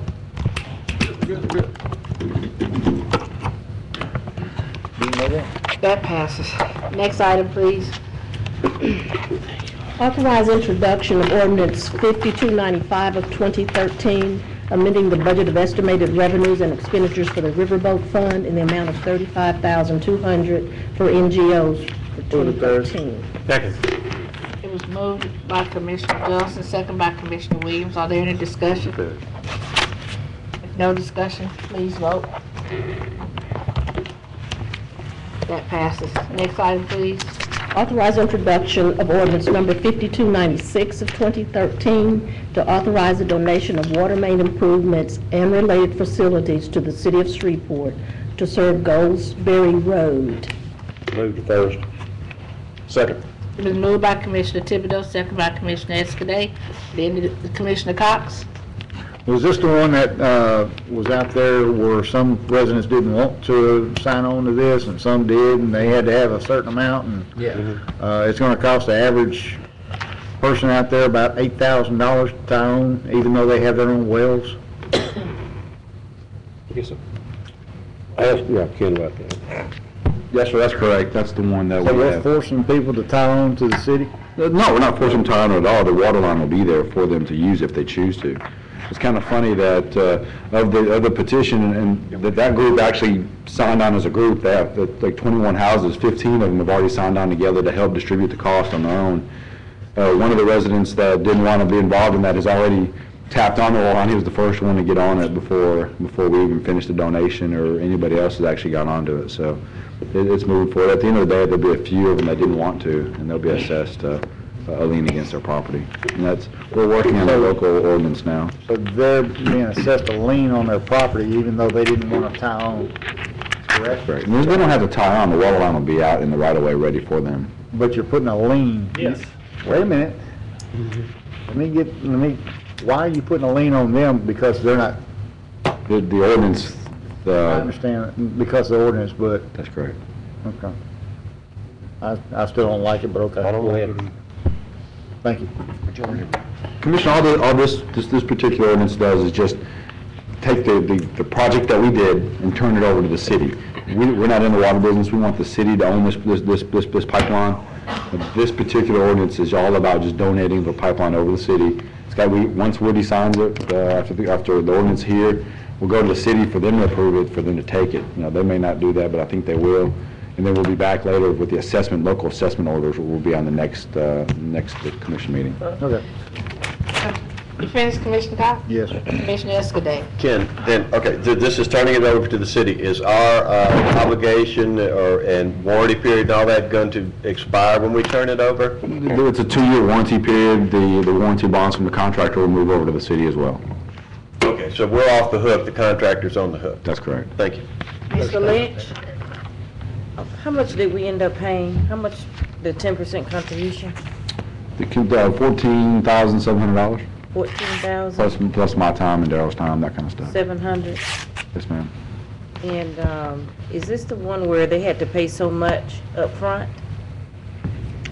No, ma'am. We don't have, It was Wild Oak. we don't, Wild Oak wasn't. They did their own thing. Well, one phase of Wild Oak did their own. The next ordinance you'll see is the second phase of Wild Oak. They decided to take a part of the 10%.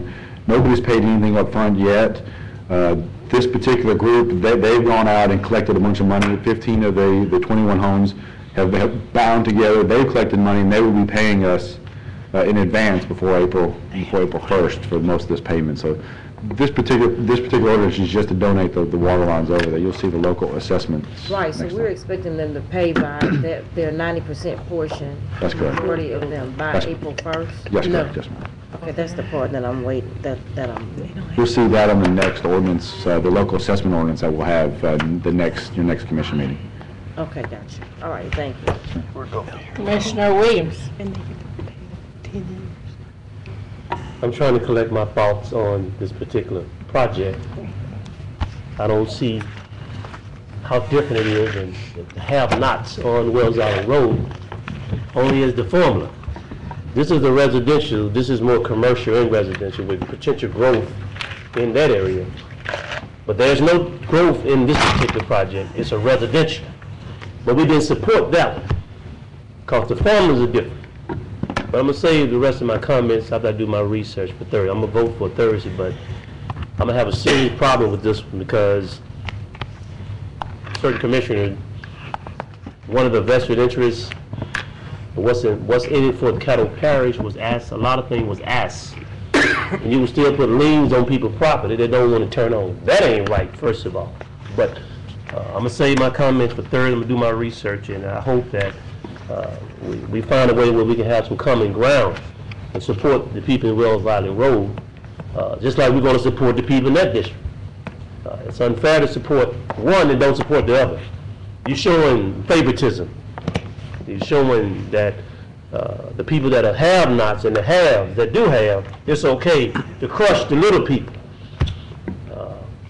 And I think the way the ordinance was written up for residential is different from a commercial with a small residential area in there. And we need to look at that again and see how we can develop a partnership with an industrial park to sustain the jobs, provide decent water to those people, because the undue justice they receive was not their fault. And it's unfair the way the formulas are written for both people, for both situations. They're different in scope, in nature. So we need to reconsider how we can have a win-win. Because like I said, the people up there, the business up there have paid the taxes. They stay here so we can have the service we have up here on this Caddo Commission. Hundreds and thousands of dollars were paid to this parish in taxes. Maybe not directly all of us, but school board, sheriff, parents, everybody benefited. They had jobs up there and they want to grow. And you put infrastructure in place so people can grow. Not leave us. Keep the jobs here. Take care of the home team. And they did that. We found a reason not to support this one, but we found a reason to support that one. think it's unfair. We send the wrong message if we don't support them both in some way or some capacity. I know we have some things in motion to help, pretend to help the people, but nothing is secure as I see today. But so I hope that we look at this from a open perspective, a broader perspective, and see what kind of signal we're sending to the people that on the north end that kept us afloat to provide the service. We need to take care of the home too. They have job expansion, they have growth. It's in the master plan for growth. They want to do the same way it is put in here. Dedicated property right away to do the project. Increase the property value. All we got to do is find out and negotiate how we can benefit from it. So I hope that we don't, sit here and do one for one district and one commissioner and do one not for the other. Thank you. Commissioner Reeves. Commissioner Epps. I pass, Madam Chair. Mr. Grubb. I just want to mention two things that might be of interest to the commission. One is that when the assessment ordinance comes before y'all, that Mr. Ward talked about, part of that ordinance is that you will have to make a finding that each piece of property that's being assessed is enhanced in value by at least the amount of the assessment. And you'll have some data presented to you at the time to help you make that judgment. So the other thing I want to mention to you is that you may recall that the gentleman that was most opposed to this project filed a lawsuit against us, which we litigated in district court. We prevailed in district court. He is elected to appeal the lawsuit. It has nothing to do with your action on these ordinances on Thursday or the proceeding of the project, but I just wanted you to know that that litigation is currently on appeal to the Court of Appeal, and if he proceeds with it, it'll be argued probably next fall. He's simply, he's contesting the validity of the whole process, and without getting into it, I just say I anticipate that the district court's decision in our favor will be affirmed. Thank you. Commissioner Johnson. King, of course. You mentioned that 15 out of 21 signed a petition to tie in. And so the other 6, will they still be charged this, out of this $132,300? Well, the breakdown's a little different. I don't want to confuse the matters. The ordinance that's up for today is just for the donation. I'd really like to have that discussion when we have the assessment ordinance 2 weeks from now. But yes, the number isn't quite that. The majority of the 21 to 16 or 15 of you join together, their $146,000 project, they're $90,000 of that.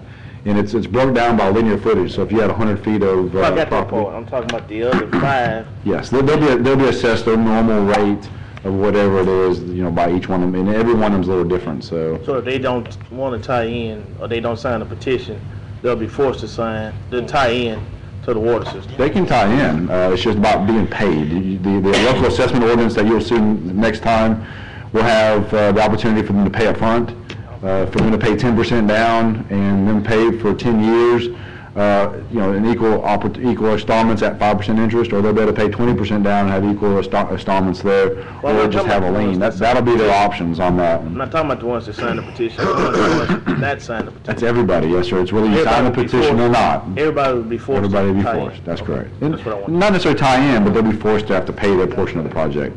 They can tie in anytime they want to. Well, I mean, why pay if I'm not? I'm gonna pay. I might well tie in. I mean, if I'm not going, It makes sense to me. That makes sense to you. That you're exactly right. That makes sense, but that's not always the case. Okay. All right. Thanks. Commissioner Lynch. No, he answered my question. Epperson. Mr. Grubb, who is the attorney that filed the suit? Sir? The attorney that filed the suit. The attorney for the party that filed the lawsuit? Yes. Is this the gentleman named Castanella that come down here? No, it wasn't Castanella, another guy. The lawyer's name is James Caldwell. The client is Mr. Marrero? Romero? Yes. Okay, are there any other plaintiffs on with the suit? Just, okay, represented by James Caldwell? Yes, sir. Okay, that's all I want. Thank you. Commissioner Escaday? I'd just like to point out that, and maybe, I know for some of you guys, this is your first go-around, this is a learning experience, but, you know, we had to agree to have all this work done and for this process to proceed the way it has.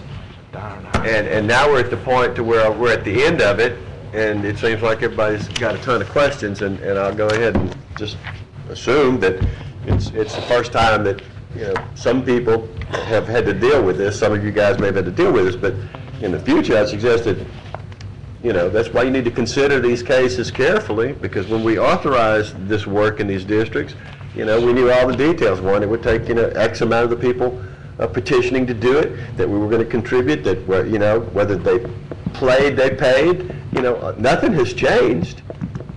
Just now we're going to hand it over, and it seems like we're back asking questions that we should have asked before we ultimately signed off on the project. So that's just all I'd like to say there. So it's a message to me, too, that next time one of these issues come up, I'm not going to, you know, take it lightly. You really need to, some things we really need to pay diligent attention to. But I'm fine with it. Thank you. More discussion? Not, please vote. That passes. Next item, please. Authorize. Oh, I voted yes. That's good. Okay. Authorize introduction of ordinance 5297 of 2013. I like the global one too, all the way to number. Point of information, Commissioner Dominique's vote didn't show on there. He said he voted yes. You voted yes. It's been moved by Commissioner Thibodeau, second by Commissioner Johnson, or Commissioner Lynch. Yes, what was the total for the water main improvements on this one? This one was about $67,000, a little smaller project. 60 to 70? 67,000. 67,000? Ma'am, and our portion of it was about $6,700 plus our time. Are you all billing your time, or you just No, throwing ma'am. that in there? No, that's part of the process. We're not billing our time, Keep saying Commissioner. that. I just want you to understand that was, you know, that I mean- when y'all did the ordinance for us to do these projects, that was for us to do that. I want you to understand that we did work hard on those. We had inspectors out there. We have to do all that stuff. I think it's fair that you know the whole We piece. didn't do anybody. You should trust our time too, then. I don't trust. Okay, thank you. If y'all want us to build time, you know, the next time we'll do that. How many people are here? These are 13, these were 13 residences that, on the other side of the block, it's a big horseshoe. The residents on the other side of the block did it all themselves. They did everything from kit and caboodle, paid for the 100% and did the design and themselves. This is just finishing the work. Thank you. Any signed petition on this one? There was more than 61%, which is the ordinance. I want to say it was about 72% that signed the petition. We had 0 complaints. I think there was 9, yes ma'am. Commissioner Williams? Oh, okay, you said the Goldberg Road project and the Green Oak Drive, Split Oak Drive project. How much are we spending for both combined?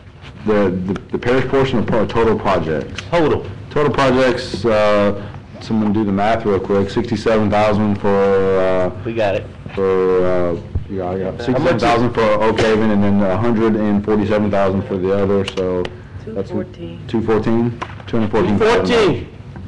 Lucky number. He spent 10% of that. But we only spend 10%. 10% of that number. Don't matter what the total cost, what I'm concerned about, what it costs.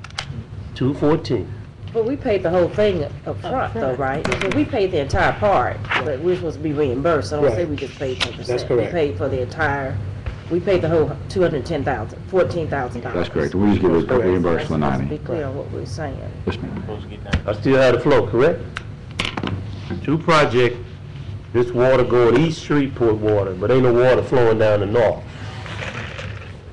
You know, with all this drilling going on out here, chemicals in the water, all this drilling in the water, and you want the people in the north to drink the water from the Red River, that's okay. But they gonna get fresh water in the north, in the east. But in the north, you got to get you a well and drill and drink water from the Red River with all type of iron and chemicals and drilling going on. That is an injustice, and that is wrong. So you're saying the folk got money get good water, and the poor folk get bad water, or don't get no water, because the farmers are not right. That's just wrong. Let's think about what we're doing and what the president was setting. But I said, look, these people done paid for this already. I ought to be a rebate back to them. But I would say a lot of comments for Thursday. I'll be ammunition, studied, ready. Thank you. Commissioner Epperson. No suits or anything against this project, right? Yes, sir, that's correct. No suits? Correct. Okay, that's all. No more discussion, please vote. Next item, please.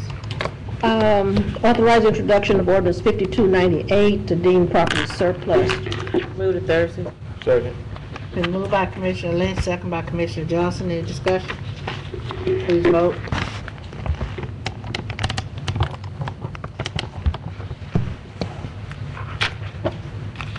That passes.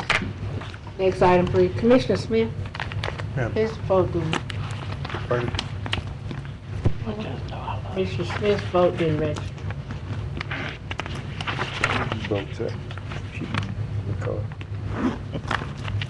I request to speak, but I didn't request to speak. I was going to speak.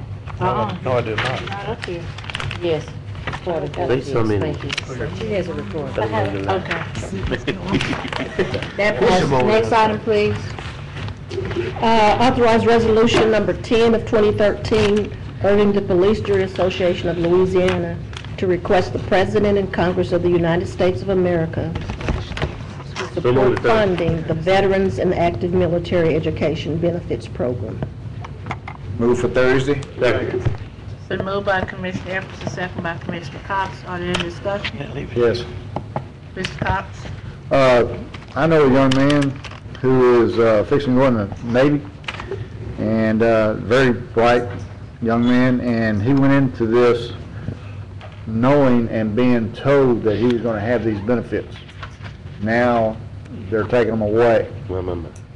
So I would ask that everybody vote for this, and we try to get with our representatives in Washington and make them aware that these kids are asking to join the service and get something in return. Well, now all of a sudden they're saying, well, we want you, but we ain't gonna give it to you. That's wrong. I've got, I know 3 young men right now who are scheduled to go in April and sign their contracts under this agreement. So my question is, are these young men still obligated to go in? And we're working on that right now. So, yeah, I want to support this and ask everybody else, but see where this is going to lead to down the road. Thank you. Any more discussion? None, please vote. That passes. Next item, please. Authorize resolution number 11 of 2013, supporting the nomination of Honorable James Healy to the National Freight Advisory Committee and the Transportation Chair of the NACO. Second. Been moved by Commissioner Lynch, second by Commissioner Epperson. I have a question. Who is he? Who is this guy? He's the chair of NACO's Transportation Committee, and the feds are, well, they have a task force, I think, for everything. But they're, the president has authorized this new advisory committee to advise them on transportation. And NACO wants to make sure that we have a seat at the table. And so they're asking parishes, counties to send in a resolution supporting that the NACO transportation chair be the person that our organization sends to sit on this committee. Well, I was looking in here, in this resolution, and it says, and as a transportation chair. Yeah, that, we need to fix that. It should be the nomination of Honorable James D. Healy, transportation chair, to the National Freight Advisory Committee. We'll get it fixed. All right. Commissioner Escudé. That was my question. Thank you. Commissioner Epperson. Ms. Lynch, will this include trains and rail? Everything. I think it does. Everything, yeah. Everything. Okay, any more discussion? Not, please vote. That passes. Next item, please. Authorize resolution number 12, urging the governor of the state of Louisiana to take all necessary steps for the state of Louisiana to participate fully in the Affordable Care Act. Second. So, been moved by Commissioner Lynch, second by Commissioner Epperson. Commissioner Lynch? Yeah, I just want to say that this body has already gone on record, I guess a month or two ago, in support of the Police Jury Association making the same request, but this one is just more directly the commission as a body. Poker. Are there any more discussion? If none, please vote.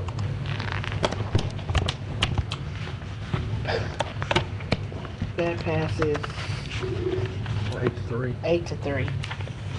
Next item, please. Authorize a special resolution proclaiming March as National Women's History Month. Moved by Commissioner Lynch, second by Commissioner Johnson. Are there any discussion, Commissioner Escaday? What is National Women's History Month? You know, history about women. And are we proclaiming it in Caddo Parish or nationally? I mean, I'm just reading the title out, I'm trying to get clear what we're doing, what you're asking. It's just a resolution of the observance of March as National Women's History Month. In Caddo Parish? Yes? No, it's just a resolution supporting National Women's History Month. Is March National Women's History? Yes, it is. We're National Men Month. Yeah. The water's out there. You all know the... What we working, bring it in the bacon. No one gets no honor. It ain't no National Men's Month. As you all know, and I'm sure you all have participated in some of the celebration of Women's Week, that activities that have gone on For the record, I throughout our support it. community over the last couple Well, of I'll years. support it, but I know this. That is Unless, if you're women, old people, or children, you're fine. But working men our age, be careful. And nothing but just work. So you work one of those other categories. You better vote yes. They got a month for us, that's the jail month. They doing it. Get a hold of your meat. So much simpler. Okay. They got one for us, National Jail Month. They know. Are there any more discussion? If not, please vote.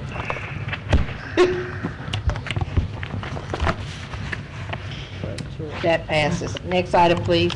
Authorize commissioners' travel to New Orleans, Louisiana, April 3rd through 5th for the 33rd Annual Governor's Conference on Juvenile Justice. So moved, Madam Chairman. Moved by Commissioner Williams. Second. Second by Commissioner Epperson. Are there any Commissioner Thibodeau? Yeah, no, it says commissioners plural. How many are we talking about? Just me. So It says far. one. One. Says Commissioners with the names. All right, then it's just you then? Yes, sir. Okay. I support it only if they keep me. Commissioner. I support it only if he don't go down there and make a man. Commissioner, okay. If no more discussion, please vote. They might keep me because I'm so good. You That's know? fine. We'll send the letter. We shall overcome. Put that resolution on. They better not work Thursday. Next item, please. That's Authorize Commissioner So y'all won't be Lynch staying? to accept the Police Jury Association of Louisiana's nomination to the NACO County Leadership Institute, and authorize tuition costs to attend June 2nd through 6th in Washington, D.C. Move to Thursday. Second. moved by Commissioner Lynch, second by Commissioner Epperson. Commissioner Cox. Okay, learned a little bit about this. Roland, help you go ahead and get this. And we're looking at an expense for the tuition, which is, I think, $1,800, hotel, travel, and expenses, correct? Yes. Okay. Commissioner Escaday. Well, okay, it's tuition cost Only. only? The tuition, yes. It's 1,800?